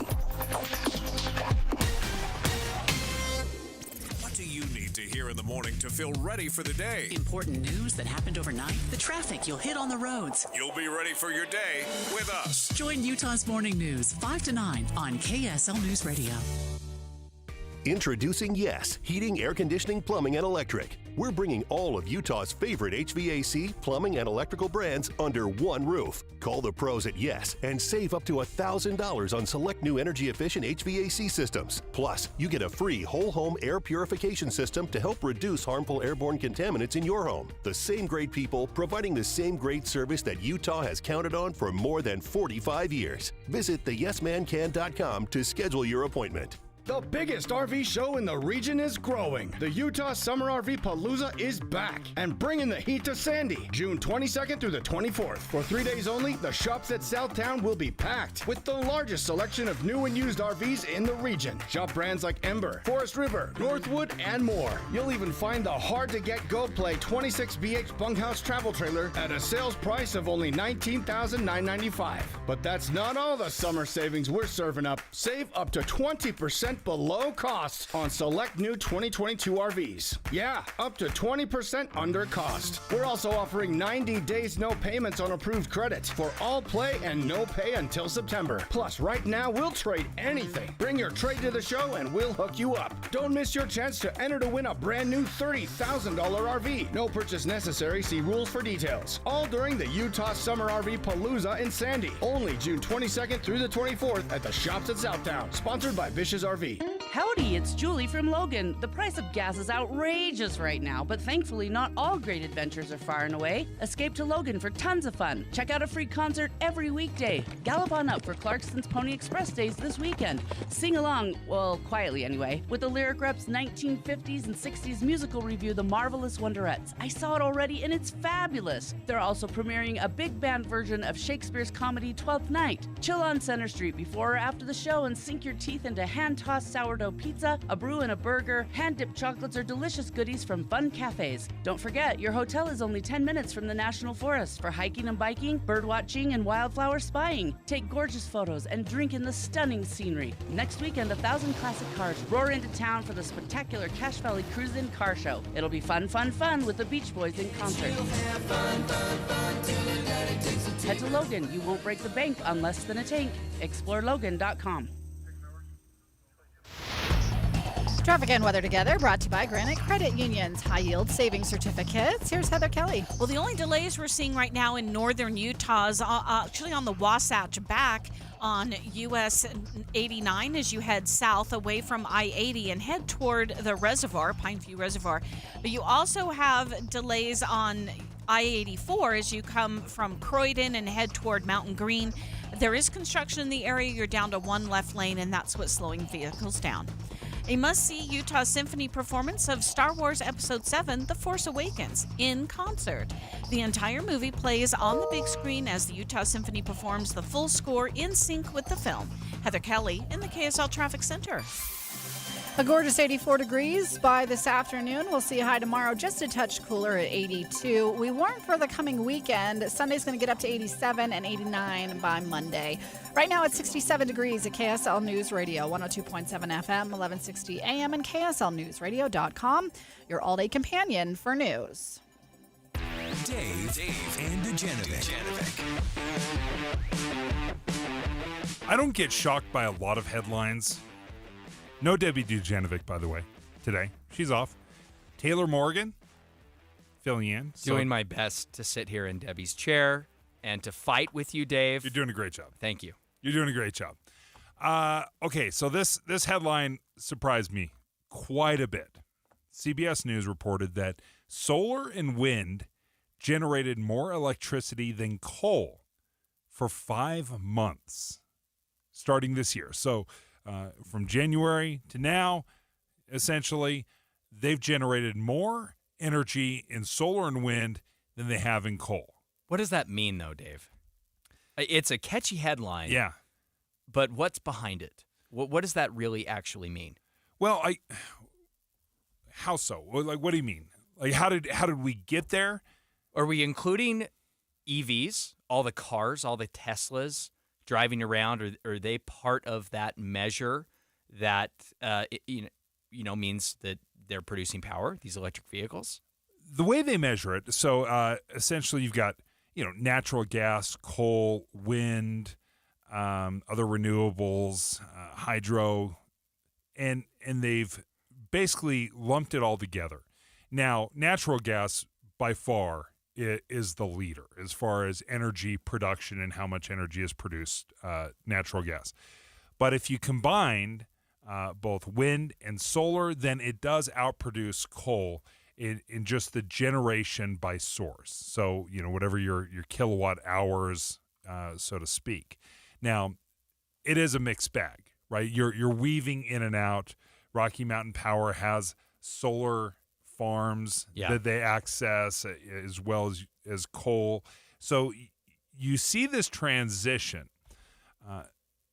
And obviously how we got and how we funded solar and wind, there's federal subsidies. That plays into it as well. But I think ultimately when you're looking at generation, that's always been my biggest concern about wind and solar.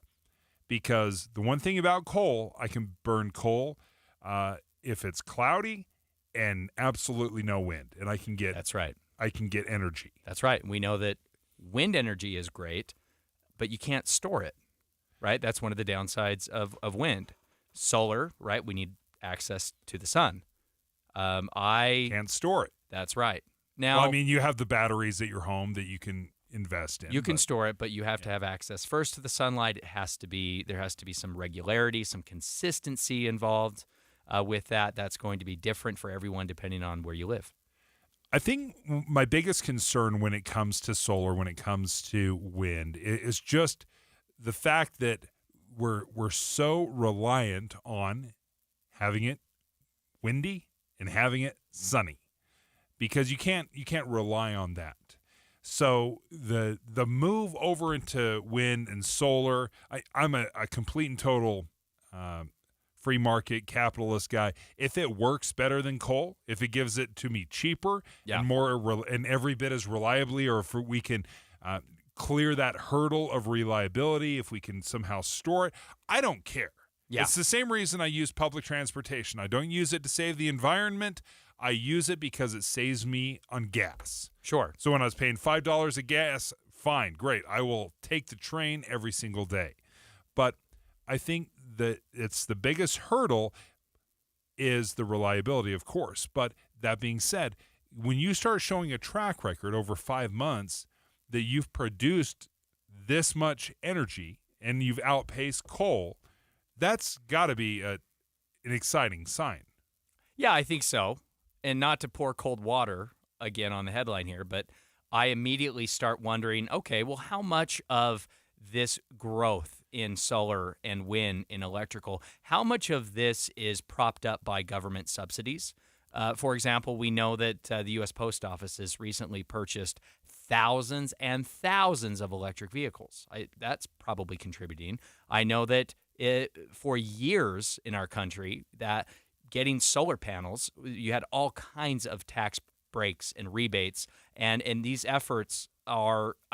Look. I think all that's good. So I'm not trying to just poo-poo solar and wind and electrical here, but I am saying that just like the federal government in years past, decades, centuries past, propped up fossil fuels with subsidies, there are billions of dollars of government of tax dollars going in to subsidizing these quote-unquote clean energy technologies. And in fairness to coal, there has been a war on coal for a long time. So coal production has been either restricted by state law, federal law, and you can't really say, oh, well, coal, all things being equal, everyone's playing the same game. No, especially in this administration, the Biden administration has made a concerted effort to choke out coal or to reduce and incentivize power producers to use other alternatives.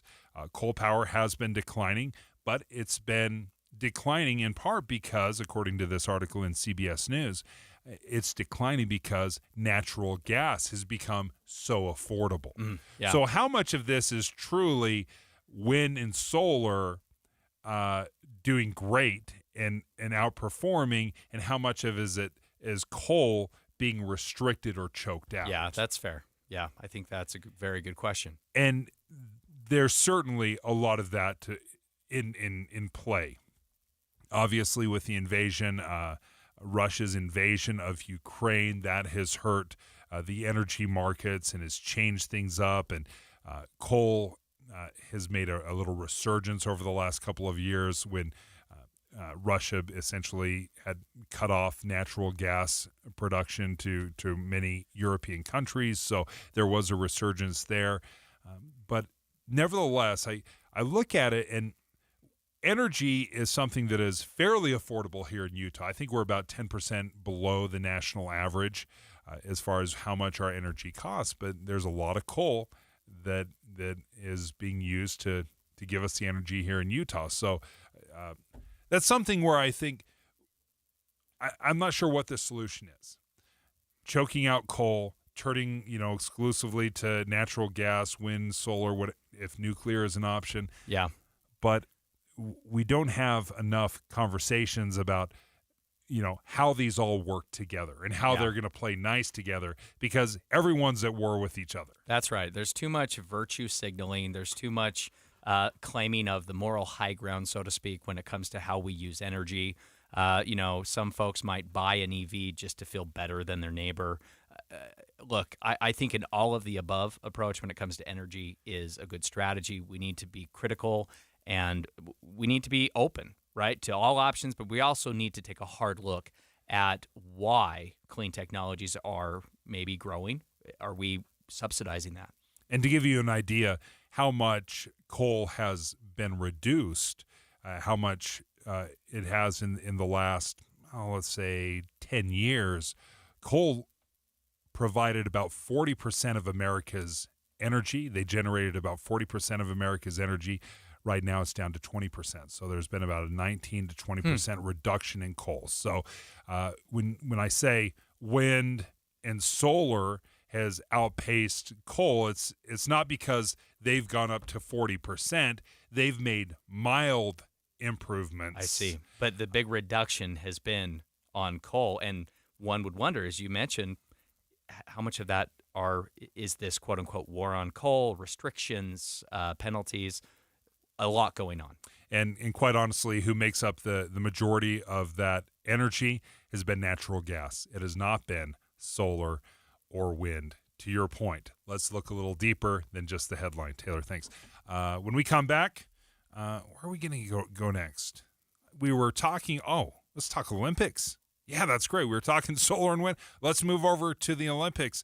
It had a lot of drama, some more IOC drama in France. Does that change anything? How have things changed for Utah's bid for the Winter Olympics? And how is this bid process going compared to the last go-around? When we come back, Fraser Bullock will talk to us about the possibility of the Winter Olympics here in Salt Lake City. Dave and Dujanovic. Hey, stay right here for more of Dave and Dujanovic. And tomorrow morning, come back here for news, traffic updates, and reliable weather. Join us to have a listen. Tim and Amanda. Your morning companions for news. Hey, folks, let me tell you, I've had my Kinetico water softener for years now. In fact, right as I started this show, they came to me and said, "Hey, do you want to consider installing a soft water system into your home?" Because I hadn't had one for 15 years. And you're probably saying, "Yeah, of course you said yes. I gave it to you for free." No, they don't give it to you for free. They asked me if I wanted it. They sold it to me just like they sell it to you. I pay the same price as you do. But let me tell you, over the last 5 or 6 years that I've had it, I haven't had an ounce of problem with it.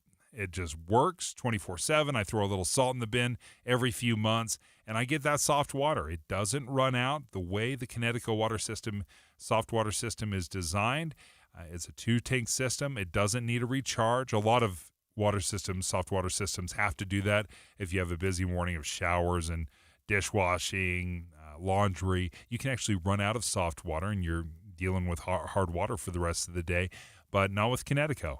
The way it's designed, you get 24/7 soft water all the time. It's been great for our family. We've loved it. So if you're interested, give them a call, 801-576-8600. That's 801-576-8600, or check them out online at softwaterutah.com. Attention smart homeowners. You don't have to fall for flashy promises and companies that don't even prove their work. At Your Service Pros uses third-party verification software called MeasureQuick to ensure your new HVAC system is installed correctly. This ultimate game changer in the HVAC industry lets you, the homeowner, have proof of how your system was installed. At Your Service Pros utilizes our Bluetooth tools to upload all of your system's information into MeasureQuick. We rely on data-driven insights to properly commission, optimize, and fine-tune your HVAC system for peak performance, improving your family's comfort, lowering your utility bills, and extending the life of your HVAC system. With rebates and tax credits available totaling more than $7,500 on a dual fuel heating and cooling system, it is now more important than ever that your HVAC system be installed correctly. So call us today at 801-YOUR-PRO. That's 801-YOUR-PRO. Have the peace of mind of saving up to 50% on your new system and knowing it's installed correctly by calling 801-YOUR-PRO. It's camping season, and exciting adventures are waiting for you in a new RV from Motorsportsland. With this past winter lasting months longer than normal, the local RV season is finally kicked off and in full gear. Join hundreds of others in their search for outdoor adventure at Motorsportsland. We still have 2022 RVs in stock that we planned to have gone by March, but it was still snowing. They have got to go to make room for incoming orders, and we have crazy low prices at or below dealer cost on select 22s. Like our fully loaded 31-foot MPG travel trailer with a huge bunkhouse and 2 slide-outs at dealer cost for only $38,500. That's a real price without thousands in additional vehicle fees like at some other dealers. We have excellent financing as well as zero down options. Inventory at these prices is limited, so come in now and let Motorsportsland help you get away. Let Motorsportsland help you get away. Motorsportsland.com. Hey, summer Summer's here, and it's only getting hotter. Get 0 down, 0 interest, and 0 payments for a year on a new day and night air conditioning system. Don't put it off. Summer is here and it's hot. Have a new day and night air conditioner and furnace system installed with 0 down, 0 interest, and 0 payments for 12 months. Enjoy savings and a cool, comfortable home for a full year before you even have to make a payment. Go to dayandnightcomfort.com for a day and night elite dealer near you. The difference is day and night. Martin's Collision Repair. 50,000 cars repaired and counting. Just check Martin's 5-star online reviews. Lee posted, Martin's Collision did an excellent job. The car looked perfect when the work was completed. I will always work with Martin's. Hi, I'm Tiago Martins. Check Martin's Facebook page or martinscollision.com for your 5-star Martin's experience. On State Street in Norham and in Salem, we work with all insurance companies. The right repair, the right paint, the right choice. Martin's Collision Repair.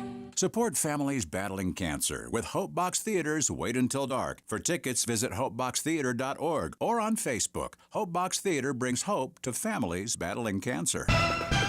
With the 3 things you need to know this hour, I'm Lindsay Ayers. First, a debris field has just been found near the Titanic wreckage in the area where a submersible disappeared on Sunday with 5 people on board. Second, we're expecting to hear from UHP and state investigators later this afternoon after they've arrested a man who was firing a gun from his motorcycle on I-15 near Layton Hills Mall. Police are calling it a road rage incident. And third, a cyclist has critical injuries after a crash with an SUV at Sunnyside Ave and Guardsman's Way near the U. Right now it's 66 degrees. Back to Dave and Dujanovic on KSL News Radio. Dave and Dujanovic. We're going to have an Olympic conversation because we love the Olympics in Salt Lake. And you folks may not realize how much you love the Olympics. And before we start the conversation, by the way, I want to introduce Taylor Morgan, KSL at Night host, also does Morgan May Public Affairs, some political consulting. I don't want to say on the side. That's your full-time job. Yes. The radio host thing is is your side hustle. This is my side hustle here, filling in today for Debbie. Yeah, it's been great to have you. But when we talk about the Olympics, do you realize how much we love the Olympics here? Other than anecdotally, like, yeah, I love the Olympics. Yes, I was very excited. I volunteered back for the 2002 games. I was freshly home from a mission. Very excited to be a part of that. I think I still have my jacket somewhere. I'm not one of those people who still skis in it, though, because, come on, it's been a while. But I have it. It's going to be funky. I have a couple Roots berets at home that I've broken out recently. Yeah. I never understood the claim that those were stylish. Yeah, they never were. Let's be honest. That was not a good look for me. I tried one on, not a good look. But they were an absolute phenomenon. Did they make them that big? That's thoughtful. That's I'm glad you thought of that because I do have a big dome, a big melon. Can I get that in XXX? But we watch more per capita, more hours, and this is from my television days. I know this. We watch more Olympics than any place in the nation. Are you really? We wow. Per capita, it is on all the time. We watch it. We love it. Well, not only did we have the 2002 Olympics here in Salt Lake City, we are bidding again for it, but I was shocked to see this week that in Paris. Oh, come on. You're not shocked. I should be shocked because I thought we fixed this problem, but sure enough, the Olympic headquarters in Paris were stormed by French police, and they have allegations about graft allegations. And this is something that has dogged the Summer Olympics. I think the past 3 Summer Olympics have been dogged by corruption issues. Obviously, we had our own issues here in Salt Lake, so we thought we'd reach out to Fraser Bullock, who's the president and CEO of Salt Lake City, Utah Committee for the Games. Fraser, thanks for joining us. What do you make of what's going on in France and these continued allegations of corruption? Well, some of my friends work there, and first of all, my heart goes out to them because we love our friends in Paris. We want them to be successful, and I'm sure the leadership there is disheartened. But it's a big enterprise, and trying to make sure that even one bad actor doesn't tarnish your games. It's a hard undertaking. And for us, it's just, once again, a reminder that we have to be 100% transparent. We have to have incredible controls so that we can monitor and make sure everything goes well. But I think the games in Paris will still be great, and I am confident they can work past this challenging issue. What have we done? What changes have happened since 2002 and in the Olympic bid process to protect from this kind of temptation to cross the line and break the rules? Well, prior to a few years ago, the games were awarded at what's called an IOC session, where all the membership, 115 members of the IOC, get together and vote in a single day. And there's typically 2 to 4 candidates. And so people from around the world are susceptible to somebody from a bid coming to them and making a side deal. That's gone. That process has totally changed. At this point, there's a small group that evaluates cities. It's about 10 people, called the Future Host Commission. They do a technical evaluation of the city and make a recommendation to the IOC Executive Board, which is a much smaller group, much more controlled. They don't visit cities, so they're not susceptible to bribes. And it's very controlled, the interactions. And then they will make a recommendation of which city would host a specific edition of the games, and then it goes to a vote for the full IOC membership of that city only. So it's a very controlled, well-managed partnership process that's totally different from the past. For us, it's working extremely well. It's a partnership. They understand what we want. We understand what they want. Let's try and make that all come together to be a great host of future games. We are speaking with Fraser Bullock, President and CEO of the Salt Lake City, Utah Committee for the Olympic Games. Fraser, can you give us an update on where we stand now for Salt Lake City pursuing the Olympic Games in 2030 or 2034? Where are we in that process? Well, this is going to be a very exciting year, because the next key milestone is mid-October, less than 4 months away, where the IOC session, the entire membership of the IOC, will get together and vote on several things. One of the most notable ones is a potential dual allocation of the 2030 and 2034 games. They would then authorize that, potentially. Then we would go forward from there over the next 6 weeks to see which cities may be recommended for those editions of the games. So that's the timeline, and then those games would likely be awarded at the Paris Olympics next summer. The other piece that we track. Sorry, Fraser. When you said dual allocation, are you saying they would announce both the 2030 and 2034 host cities, or that? Correct. Okay. Correct. So there's a process where they invite you into a negotiation process with the IOC, and that could happen as early as December of this year, where they would say, Salt Lake, we want to negotiate with you for 2034. That's a big signal. And then maybe another city for 2030. But that's the other piece we have to track. Is another city going to be able to put together a viable bid by mid-October, or at the latest in November? If they do, that's great for us, because they get 30, we get 34, everybody's happy. If another city does not put together a viable bid, then we would by default get the 2030 slot. We would by default get invited into. We wouldn't get it. You can't assume anything in this. Sure. It's very fluid.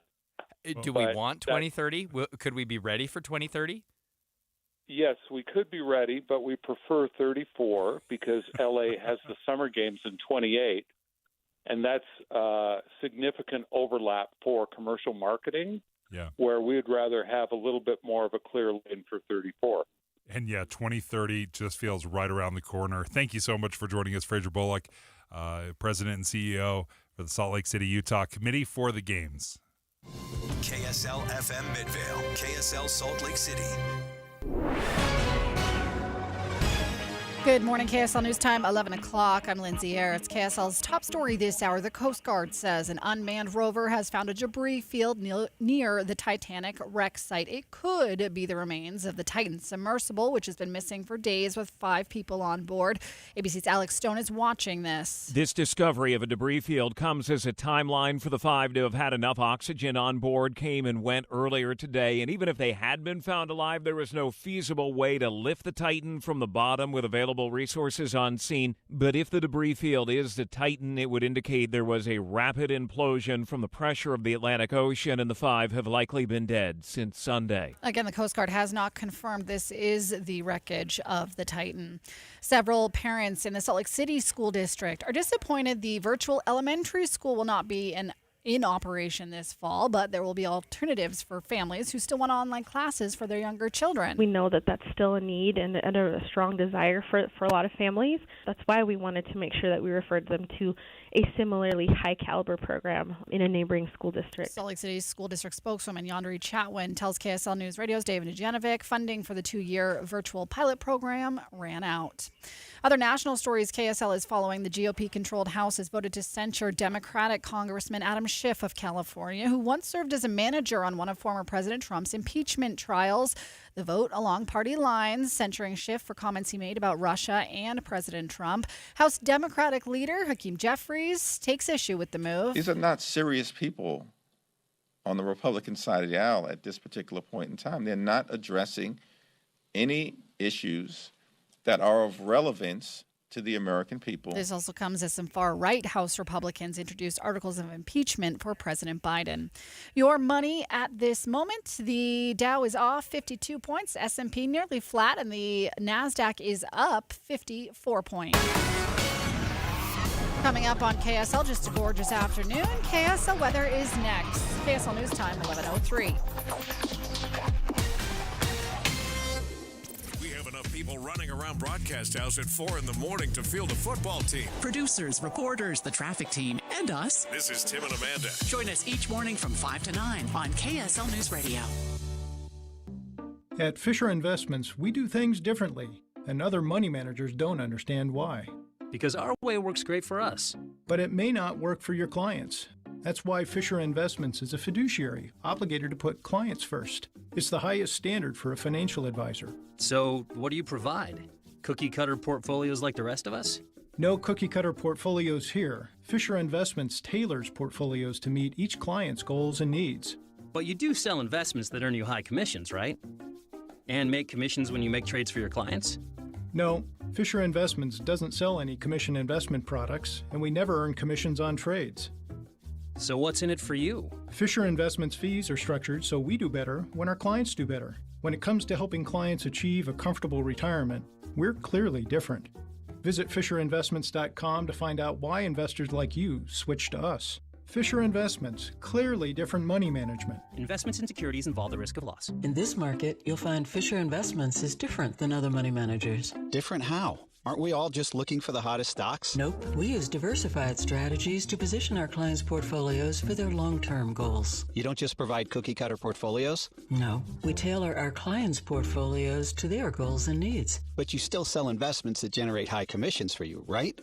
No, we don't sell commission-based products. We're a fiduciary, the highest standard of care for a financial advisor. It means we're obligated to act in our client's best interest. So when do you make more money? Only when your clients make more money? Yep, we have one transparent management fee structured so we do better when our clients do better. Sounds like you really look out for your clients. We do, because our priority is helping them achieve a comfortable retirement. That might be why most of our clients come from other money managers. Visit FisherInvestments.com to find out why investors like you switch to us. Fisher Investments, clearly different money management. Investments in securities involve the risk of loss. This is Jeff Stout with Fink and McGregor Mortgages Made Simple. FHA has announced a significant reduction in mortgage insurance rates. This can be a game changer for some people. FHA rates are typically lower than conventional mortgage rates. Combine this with lower mortgage insurance and FHA is worth a look. FHA is especially attractive for low down payment, cash out, or credit issues. You don't have to be a first-time homebuyer, and you can refinance into or out of an FHA loan. Another attractive feature of an FHA loan is the ability to streamline refinance when rates come down. No appraisal needed, limited documentation, and low cost helps you lower your payment with minimal fuss. Call us today. Fink and McGregor, Mortgages Made Simple, 801-264-9494. That's 264-9494. Or on the web at finkmcgregor.com. NMLS 289115. If you've got a honey-do list with electrical, plumbing, heating, or air conditioning projects on it, Any Hour Services can help. Call Any Hour Services, electrical, plumbing, heating, and air. anyhourservices.com. Traffic and weather together brought to you by Granite Credit Union's high-yield savings certificates. Here's Ricky Meese. We do have an accident in Sandy, northbound I-15 on the on-ramp at 90th South. It is over to the right, but partially sticking out into the right lane. Don't forget Sunnyside Avenue is blocked in both directions due to a crash scene investigation at Guardsman's Pass. Save with Burt Brothers on brand name tires from $130 to $150 off select Firestone, Bridgestone, and Goodyear tires. Burt Brothers, complete auto care done better. Ricky Meese in the KSL Traffic Center. Expect another gorgeous afternoon with a high of 84. About the same for tomorrow. A few more clouds and a touch cooler temperatures both Friday and Saturday. Then we warm up on Sunday into the upper 80s and could touch 90 by Monday. Right now it's 67 degrees at KSL News Radio 102.7 FM, 1160 AM, and KSLNewsRadio.com. Your all-day companion for news.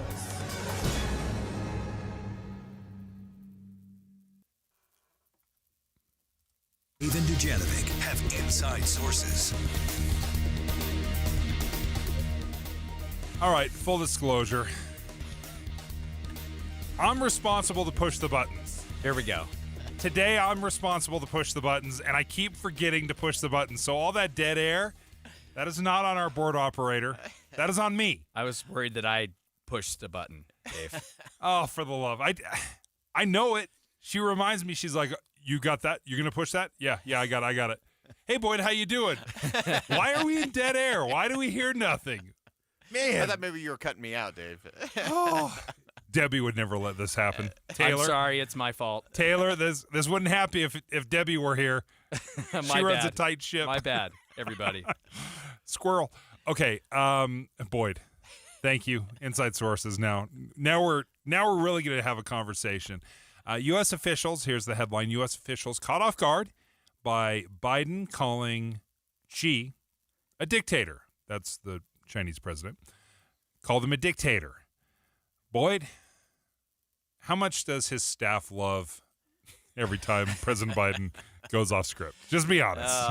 Yeah, it is one of the hardest things of staffing is keeping the boss on message. And this one is particularly important because you had Secretary Blinken in China over the weekend. Yes. And had a handful of things he was supposed to get done, none of which really got done. Because China did not seem interested at all in talking about the source materials for fentanyl and how those were going from China into Mexico.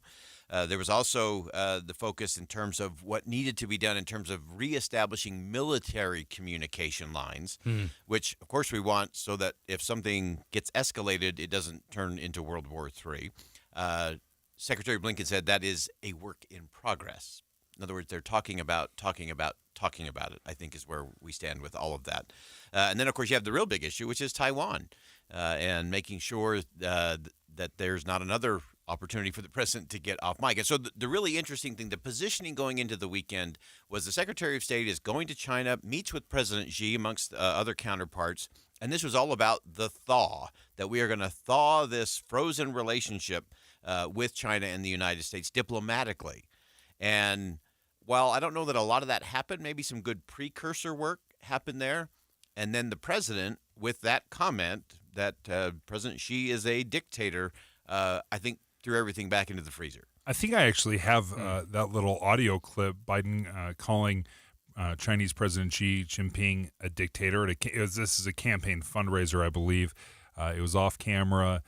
Ben Kennedy with WPLG in D.C. has this report. President Joe Biden left San Francisco Wednesday amid a clash of words he made at a fundraiser. It's in California with donors. The commander-in-chief referred to China's President Xi as a dictator when talking about the spy balloon shot down by the U.S. China's foreign ministry called the remarks extremely absurd and irresponsible. It comes days after a major moment for U.S.-China relations, when Secretary of State Antony Blinken met with Xi in an effort to ease tensions. When you use, I guess, you can't really fall back on the lost in translation. I'm sure dictator is understood by everybody. Oh, no, the Chinese responded very swiftly. Yes. They got it. Boyd, let's take a step back. Why is President Biden talking about China at a campaign fundraiser? This wasn't a policy summit. This was not an international affairs gathering. This was a campaign fundraiser in San Francisco. Yeah. Why is he talking about this? Yeah, it's one of those things, and Taylor, you know this. You've seen it around the political circles. It's crowd surfing. Candidates, elected officials, they get caught up in the moment. The crowd responds to something they say. They crack a joke. Everybody loves it, or they roar, over something. And then they just keep going, and they keep going. And they usually keep going until they have a Howard Dean-like moment that can unravel everything. And this is not the first time President Biden has said this at a campaign event. It's actually twice in just the last little bit that he has called President Xi a dictator at a campaign event. Crowd favorite, apparently. Yeah. So it appears to play well with the donor class, but it is not doing great things for the diplomatic corps. Is he wrong? No, he's not wrong in terms of the way things function in China. Yeah. And the thing you have to remember is that the diplomacy is a delicate dance. And there are things that we need to call China out on human rights, religious liberty. There's a laundry list of things that we need to deal with as it relates to China. And we are so interconnected with China when it comes to our economy. When we look at even dealing with places like with North Korea, we can't deal with North Korea effectively diplomatically without China and, oh, by the way, Russia. So those are two awkward conversations. Awkward conversations, and yet you have to have that conversation. And I think the president doing this kind of crowd surfing stuff, the other big component to this whole mission was dealing with the Taiwan issue. Yes. And this is another one where we have decades now of strategic ambiguity relating to Taiwan, which is they are an independently functioning subset of China. We don't want Taiwan to declare independence, nor do we want China to invade and take it over. And that's kind of where it goes. 4 times in the last year, President Biden has said, we'll back them up. Yeah. We'll go in. And so, again, it's unraveling. The hard work of all of this is done by the diplomatic corps behind the scenes, far away from microphones and cameras.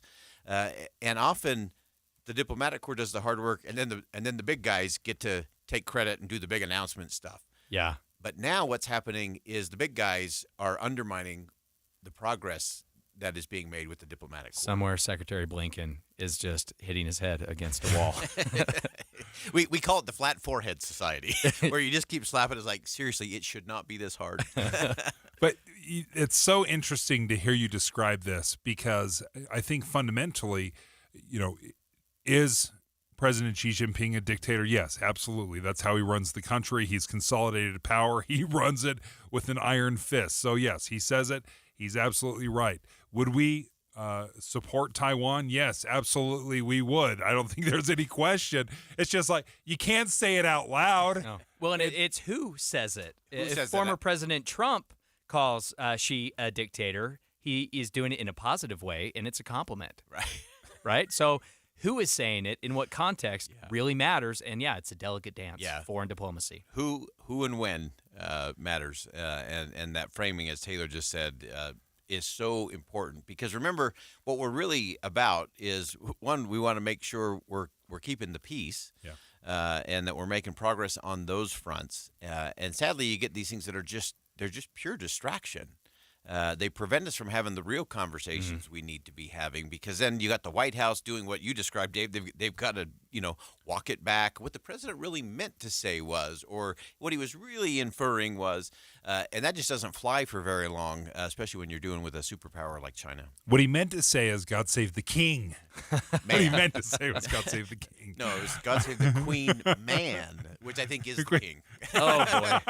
You just have to interpret it a little bit different. It's all where that comment is placed. Yeah, Thank that's you. right. I appreciate that. Boyd Matheson, Inside Sources today from 1 to 3. Dave and Dujanovic. Did you know Utah has just one all-new station in the morning? It's this one. Weekday mornings between 5 and 9. Start your days with us. We're Tim Hughes and Amanda Dixon. Your morning companions for news.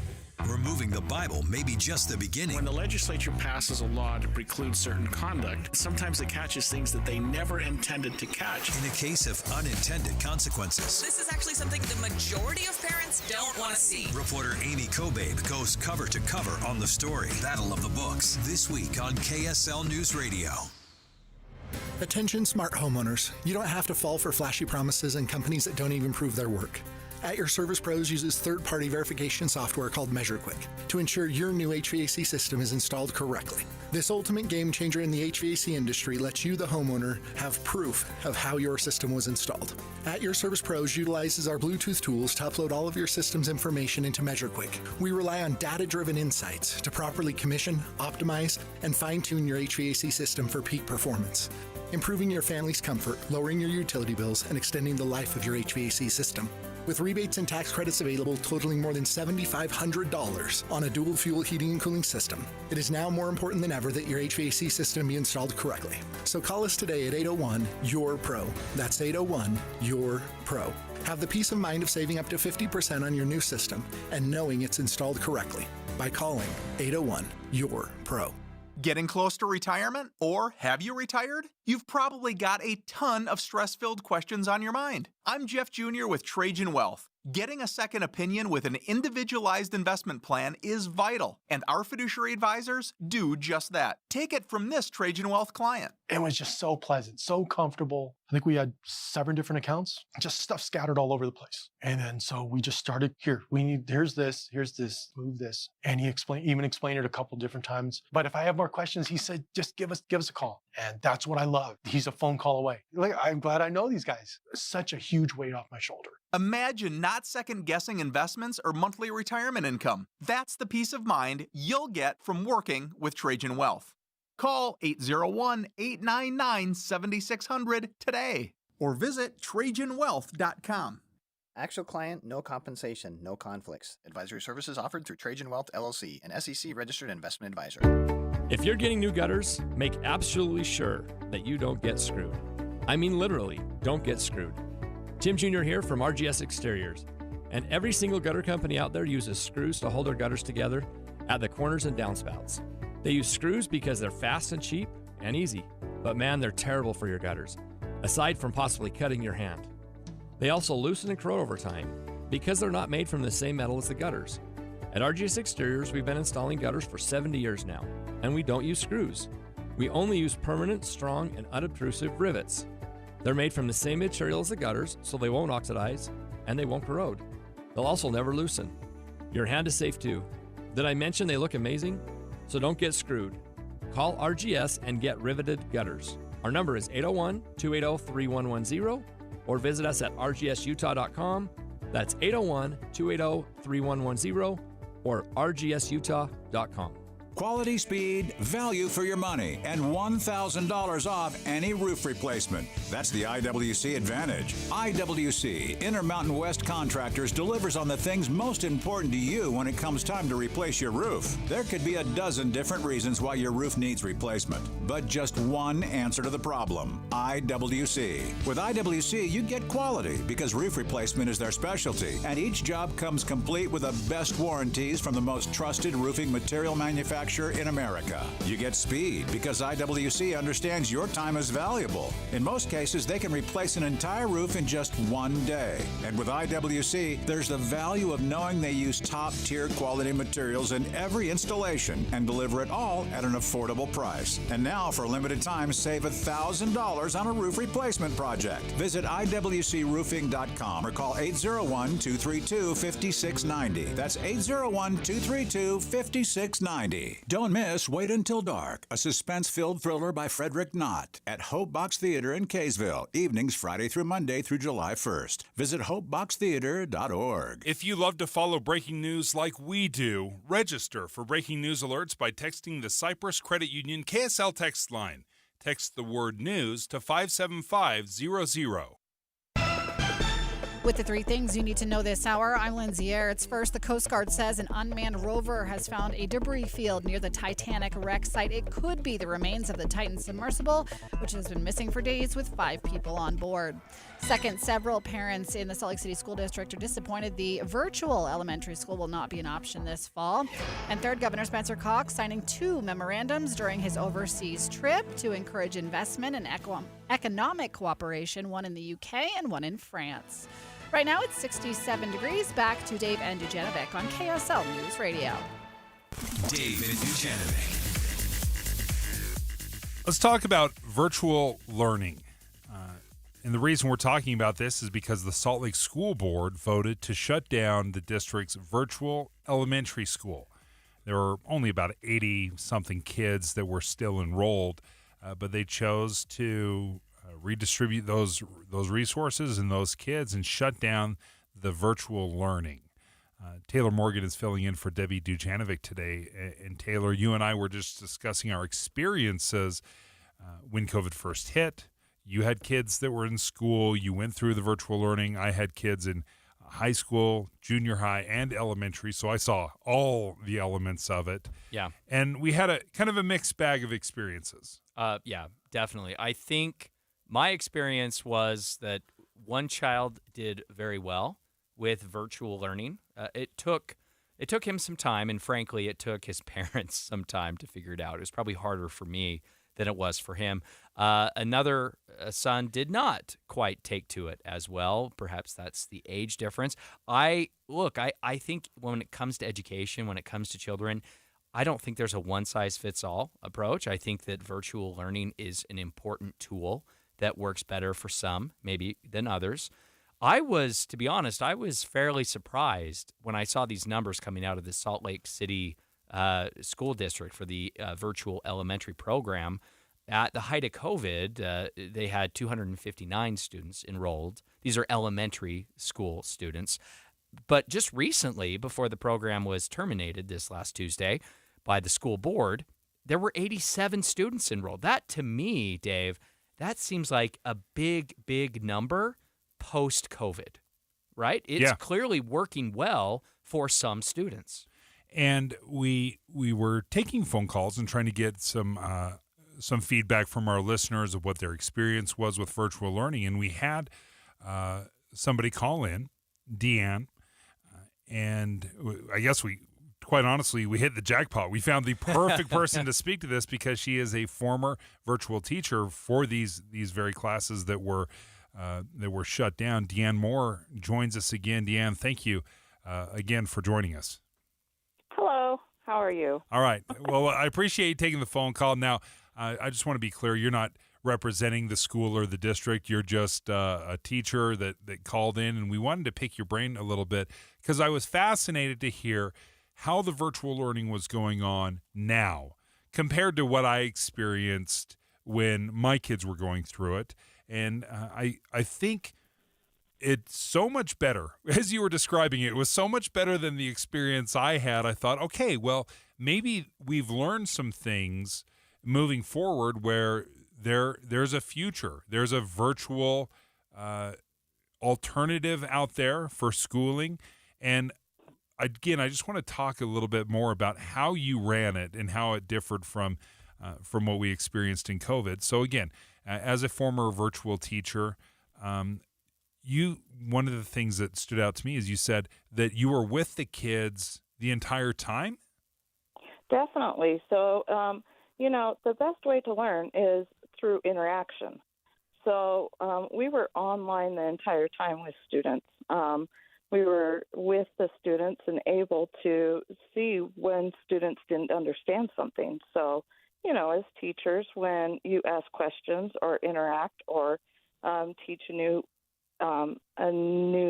something to students, a new topic, you can ask questions and see if a student understands something. And then if they don't, then you introduce it a different way. You add manipulatives. You add some sort of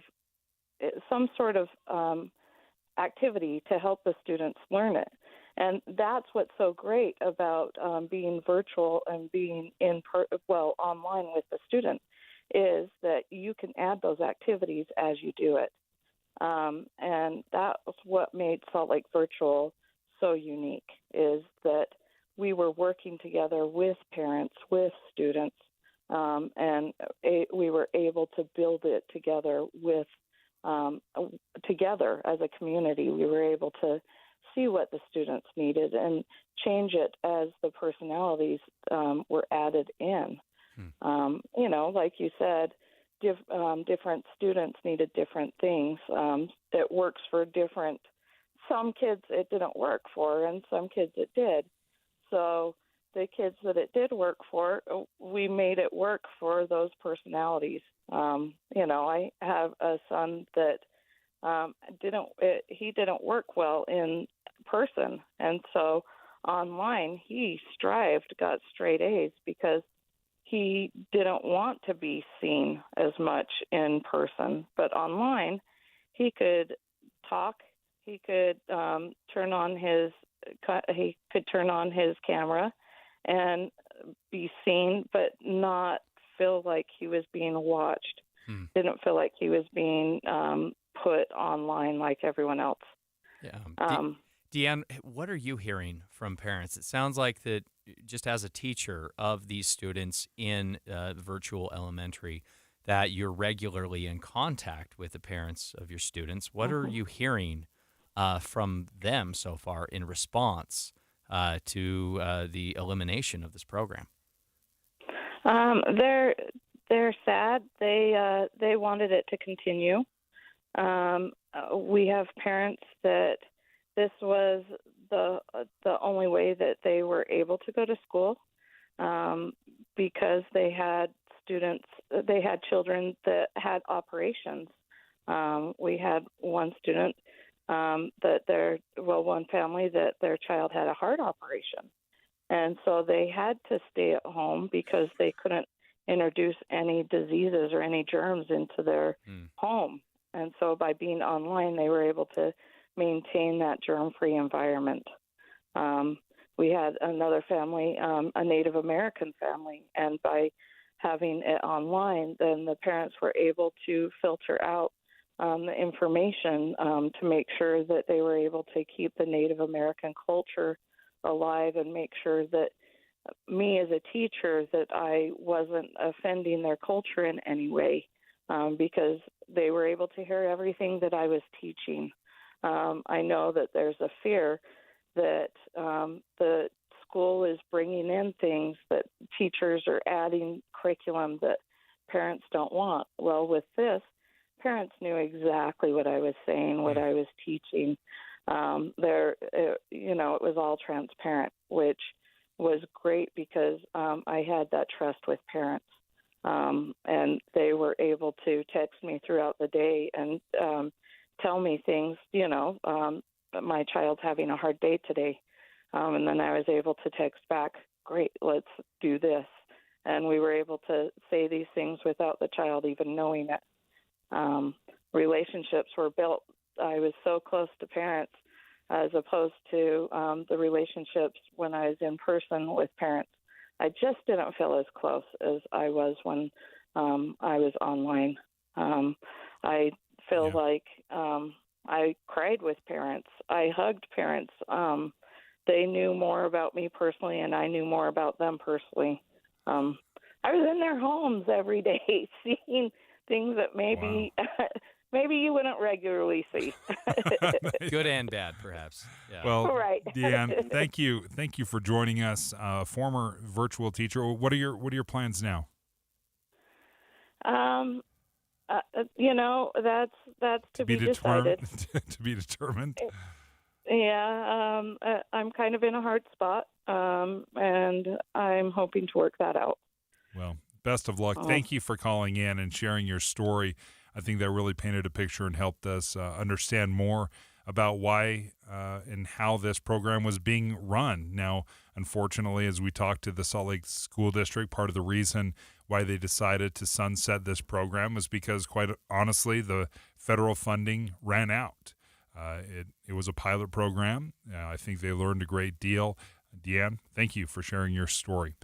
When we come back, we love to speak, talk about politics, even when the legislative session is not going on. So we routinely bring Utah House Speaker Brad Wilson in to chat about what's going on in the state of Utah, what laws are at the top of the list, and what the plans and the future of Utah looks like. So joining us next, Utah House Speaker Brad Wilson.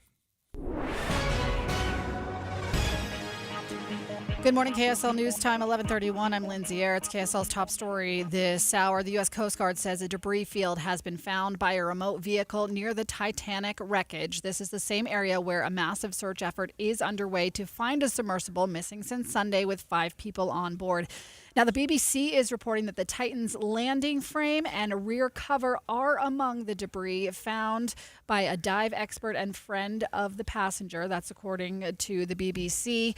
CNN is still reporting that right now there's no confirmation the wreckage is from the missing sub. They will get their eyes on and they will be able to either say conclusively that it is not Titan or say that conclusively it is. That is what they are awaiting in the hours to come. Now, ABC's Sam Sweeney tells us the intense pressure the craft had to withstand was one of the many safety issues that the craft's owner, OceanGate, faced on these missions. A lot of issues here, and perhaps now is not the time to discuss the build of this, but there's going to be a lengthy investigation into exactly how this was designed, how it was built, and why paying passengers were allowed to be taken onto it. The Coast Guard isn't releasing any further details, but has planned a press conference for 1 o'clock local time. We, of course, will bring you that live here on KSL News Radio.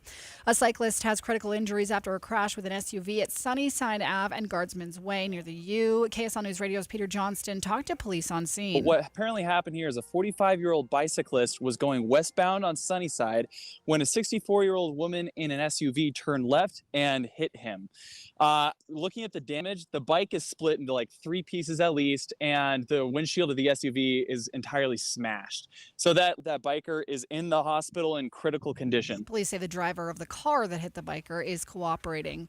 And your money at this moment, the Dow is off today, just a fraction of a percentage, down 68 points. The S&P is up 1 point, and the NASDAQ is up as well, 62 points. Coming up on KSL, this gorgeous summer continues. KSL weather is next. KSL News Time, 11:33. Start your days with knowledgeable, friendly voices telling you about the latest news and weather out there. Hi, this is Tim Hughes and Amanda Dixon. In the business of waking you up each morning from 5 to 9. On KSL News Radio. Hey, folks, let me tell you, tomorrow, I'm going to get you a free Frazzle. Because I'm awesome. Actually, it's not me that's awesome. It's Frazzle that is awesome. They are giving away a 12-ounce free Frazzle on Fridays the entire month of June. So I think there's a couple Fridays. There's this Friday, next Friday left to test one out, taste it. It's a slushie. So if you've never had a Frazzle before, I get mine at Maverick. Every Maverick I've ever been to, I think it has a Frazzle, 1, 2, 4 machines. The one I got to has 4, so there's tons of different flavors. My favorite flavors right now, I keep going back and forth. I love the Pog, pomegranate, orange, and guava. There's a pina colada flavor that is outstanding. It's also jacked with a bunch of caffeine, so if you're like, you know what, I want a little extra energy for my pickleball game in the summer when it's hot, yeah, that will taste very, very good. So if you want to test one out, go ahead, go to freefrazzlefriday.com to find participating locations. There's an app you can download as well. But for me, it was very simple. You just go in, you fill up the Frazzle, and they're like, all right, thumbs up, and you get a leave. Sometimes you have to throw in your rewards number, whatever that might be. But it's very easy. Go check it out. And yeah, Jacob, my 13-year-old, will get another one this Friday. Don't worry about it. Introducing Yes, Heating, Air Conditioning, Plumbing, and Electric. We're bringing all of Utah's favorite HVAC, plumbing, and electrical brands under one roof. Call the pros at Yes and save up to $1,000 on select new energy-efficient HVAC systems. Plus, you get a free whole home air purification system to help reduce harmful airborne contaminants in your home. The same great people providing the same great service that Utah has counted on for more than 45 years. Visit theyesmancan.com to schedule your appointment. Hi, this is Dan, the laptop man from PC Laptops. Are you suffering from excruciating headaches, anxiety, and insomnia? You may be suffering from CMS, Crappy Monitor Syndrome. That old computer screen from years ago could be the problem, exposing you to massive amounts of radiation frying your brain. At PC Laptops, we only carry screens that we've tested on our own eyeballs. Right now, purchase any PC Laptops desktop with an external monitor and get a free size upgrade. That's right. For example, if you buy a 22-inch monitor, you get an upgrade to 24 inches for no extra charge. Buy a 24, get an upgrade to a 27-inch monitor for free. We have brand new PC Laptops desktop computers starting from $11.99 or $29 a month, backed by a lifetime warranty. And to make it extra sweet, we're doing 0 interest for a year on approved credit. So run into any one of our PC Laptops locations right now or check us out at PCLaptops.com. That's PCLaptops.com. Because at PC Laptops, we love you. Do you find yourself stuck in a timeshare? Get the real facts about the timeshare industry and your options for cancellation. Chuck McDowell, founder of Wesley Financial Group, has put together a free information guide that reveals the secrets the timeshare industry doesn't want you to know, including the 5 ways to get rid of your timeshare. Call now and get this timeshare cancellation guide absolutely free. Call 800-838-6161. That's 800-838-6161. 800-838-6161. If you want a heating and air company that uses third-party verification of their work, that is one of the highest rated on both Google and Yelp, then call At Your Service Pros at 801-YOUR-PRO. At KSL News Radio, we have a 30-year legacy of honoring Utah teachers, but we can't do it without your help. Please tell us about an important teacher in your life on the KSL Teacher Tribute Wall, presented by Cypress Credit Union. Each month, one lucky teacher wins a $500 gift card from Cypress Credit Union, a $250 gift card to Harmon's, plus season tickets to Hale Center Theater. Say thanks to your teacher today at kslnewsradio.com/teacher from Cypress Credit Union and KSL News Radio.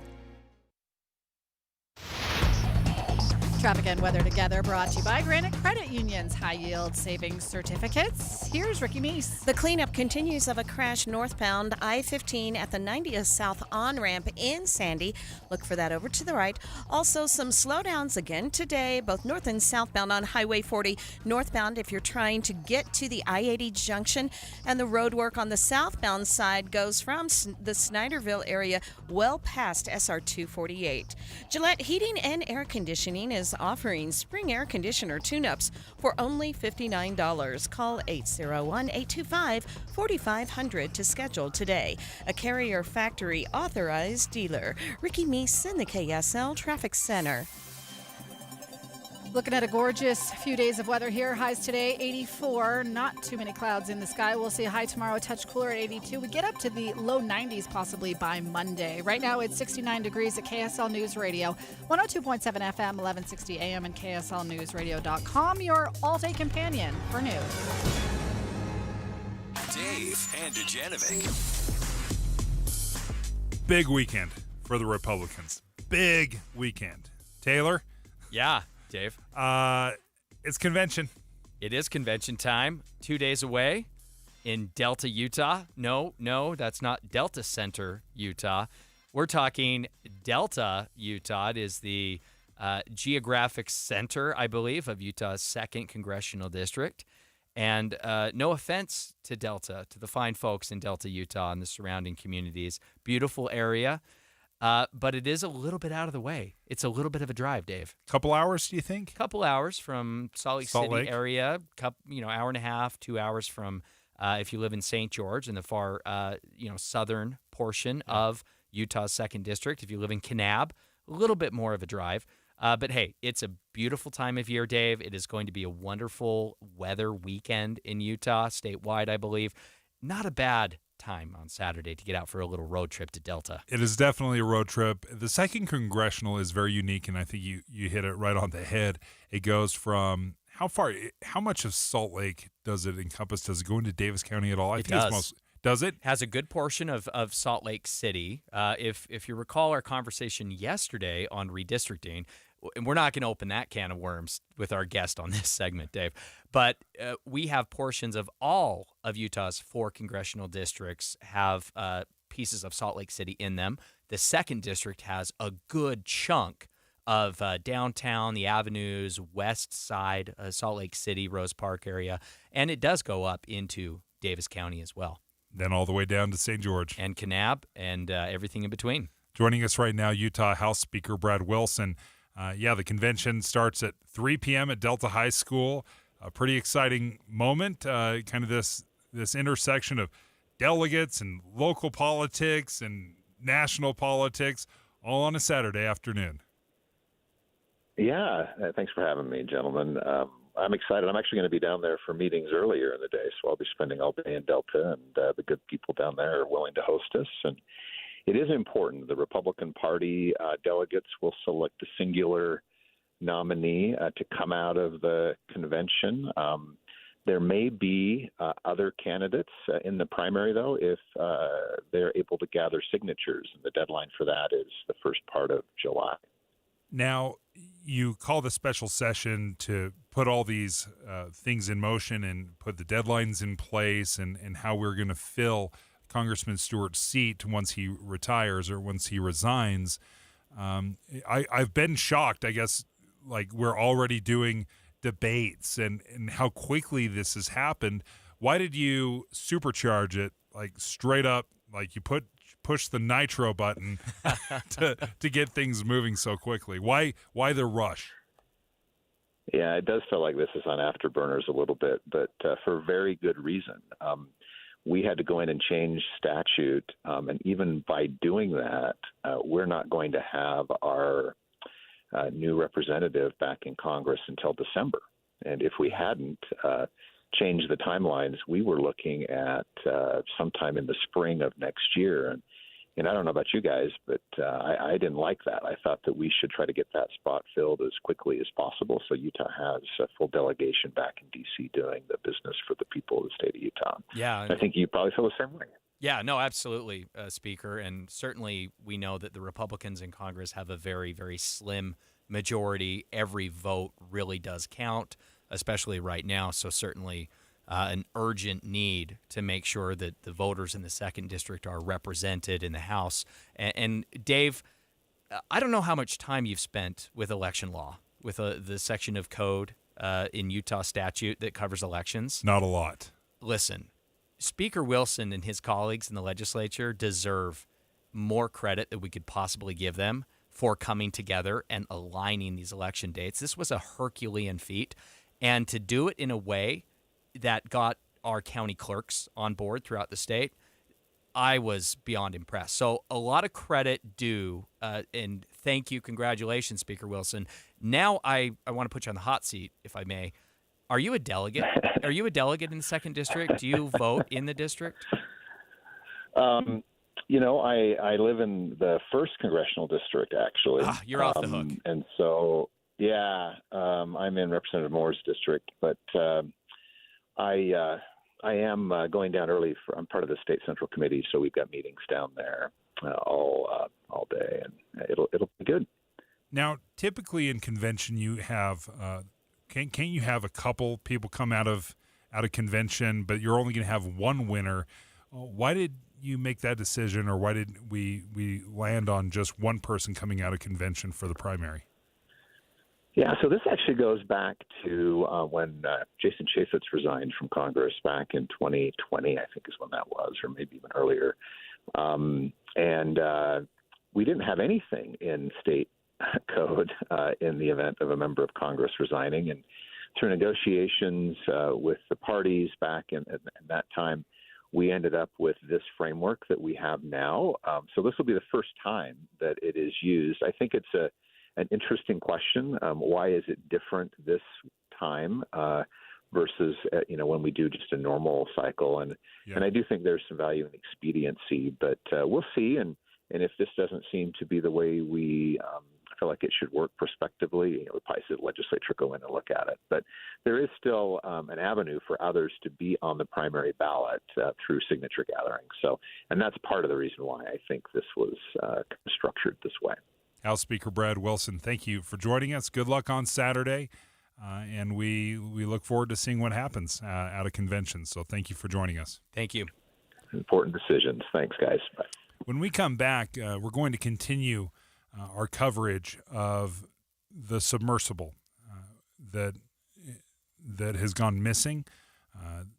The U.S. Coast Guard has found debris in the area, in the searchable area. They've been looking. They're maybe afraid, or they're learning more. So let's go back out live to News Nation in about 5 minutes, who is just off the coast of Canada in Newfoundland, and they will give us the latest on the debris found that they suspect is from the submarine that has been missing for the last 4 days.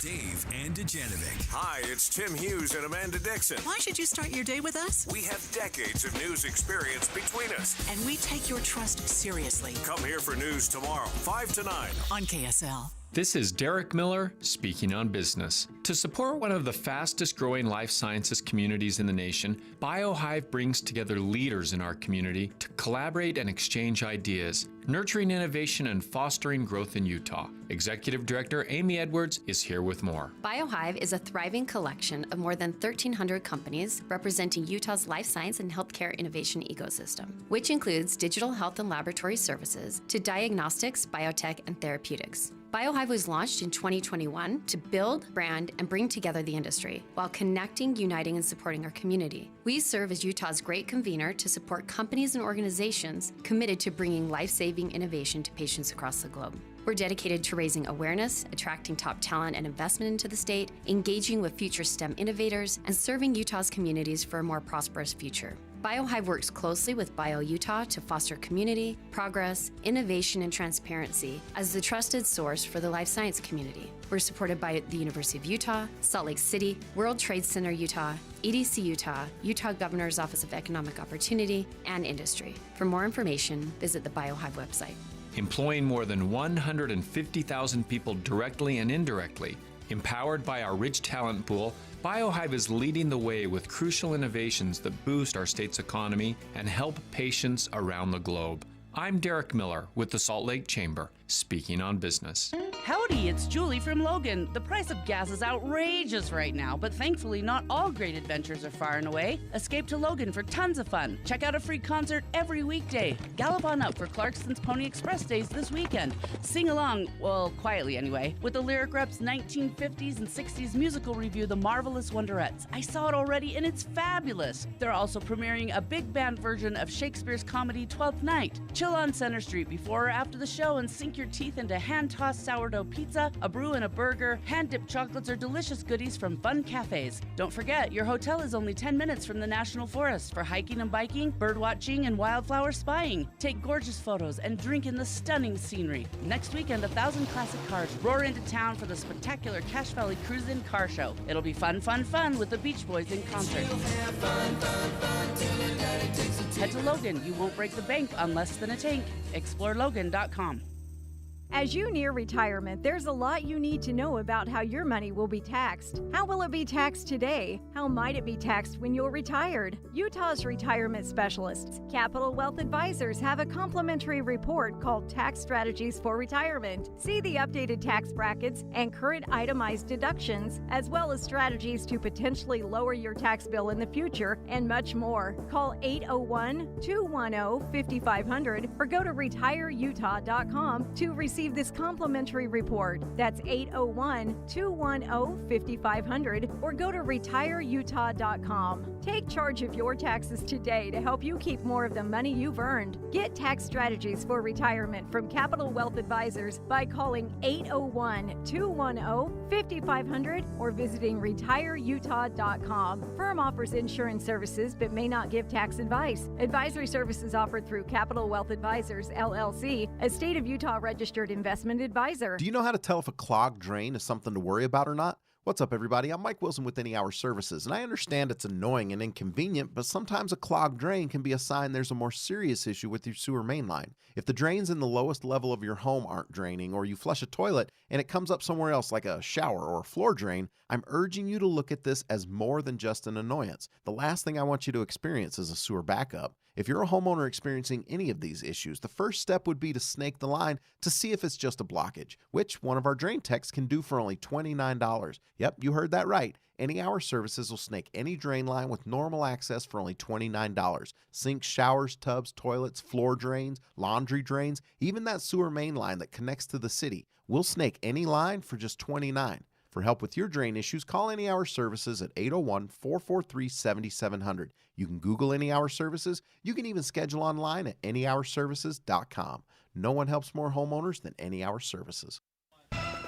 With the three things you need to know this hour, I'm Lindsay Aerts. First, the U.S. Coast Guard says a debris field has been found by a remote vehicle near the Titanic wreckage. The BBC reporting the Titan's leading frame and rear cover are among the debris. The Coast Guard hasn't confirmed that. They'll be updating the search effort at 1 o'clock, which we'll take live. Second, Utah Governor Spencer Cox encouraging investment and economic cooperation in the United Kingdom and France. He's on an overseas trip and signed 2 memorandums with each of those countries.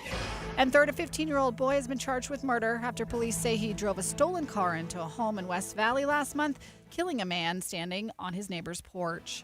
Right now it's 67 degrees. Back to Dave and Dujanovic on KSL News Radio. Dave and Dujanovic. Dave and Dujanovic.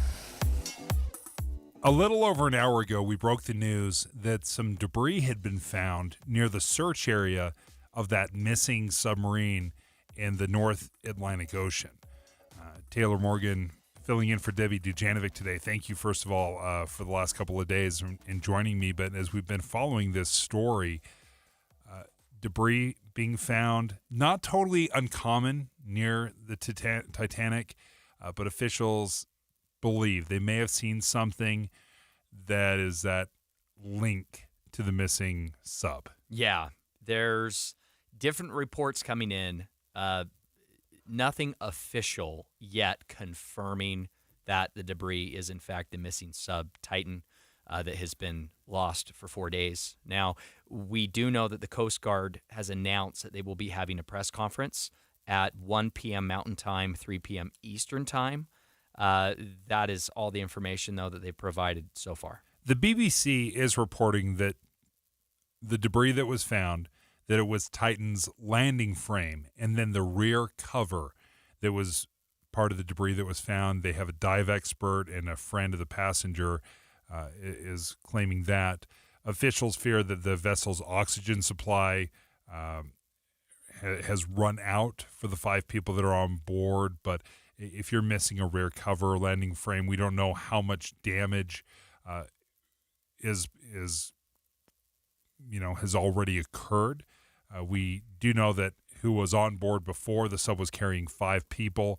It was a French diver, a British adventurer, a wealthy family, a Pakistani family from America, father and son, and the other was the co-founder of Ocean Gate Expeditions. I think even the CEO, who was on this trip as well. So obviously as far as the timeline, they believe this vessel had 96 hours of oxygen. Yes. Those 96 hours were over this morning. Yeah, and it's unclear if indeed the Coast Guard confirms that the debris is the missing sub. I think the BBC has reported that some of the debris has been recognized as part of the sub. That is not yet official from the U.S. Coast Guard. I imagine that they will address that in the press conference. Again, that will be at 1 p.m. Mountain Time. The Coast Guard will go through a verification process, of course, to determine and confirm whether or not the debris field is indeed the missing sub Titan, the submersible. Certainly, Dave, a difficult situation for everyone involved. The assumption was that the sub was missing, that they still had air. We know that the sub originally went missing just a couple hours into its dive. This was 4 days ago. So it's unclear if the debris, a big if, right? I'm speculating here. If the debris is confirmed to be the missing sub, I think the question then becomes, what happened when? Here's an update from ABC's Sam Sweeney. Everything points to this is now a recovery effort to bring that debris up and understand exactly what happened. Many experts familiar with this over the last few days have said this seems like it was likely a catastrophic implosion of this hull. They were concerned about that carbon fiber hull and the design of this vessel. And the fact that there was no communication at all at any point points to some sort of catastrophic incident.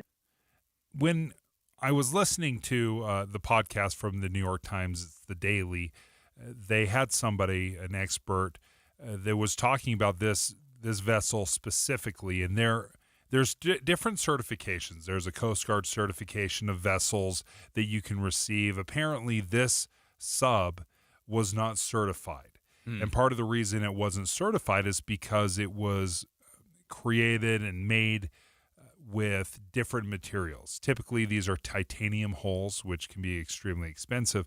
This vessel, as they described it, was made with part carbon fiber, part titanium, and it was the mix as they were trying to create a new vessel or maybe a more modern, more affordable vessel, because obviously a titanium vessel would be very expensive. Yeah.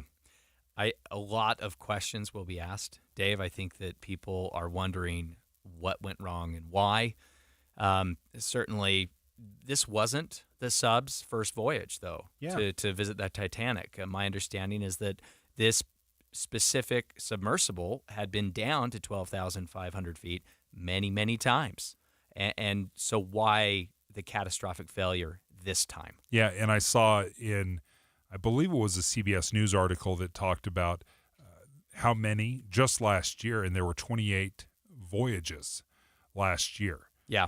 And so obviously it's not the maiden voyage. They've had successful voyages in the past, but no question that this is the puzzle piece that we have to piece together. Was it a design error? Was it a materials error? Did something wear out? Now, one of the descriptions was when you load into this sub, they actually have to bolt you in. So they close the door and then they bolt these hatches down, so you don't have a hatch that you can release and just open. Yeah, that's my freak out moment, Dave. That's when I decide not to go on this adventure to the bottom of the ocean, is when they start bolting me in. Not claustrophobic at all. I'm not claustrophobic at all. I would find it. I would find it in a hurry.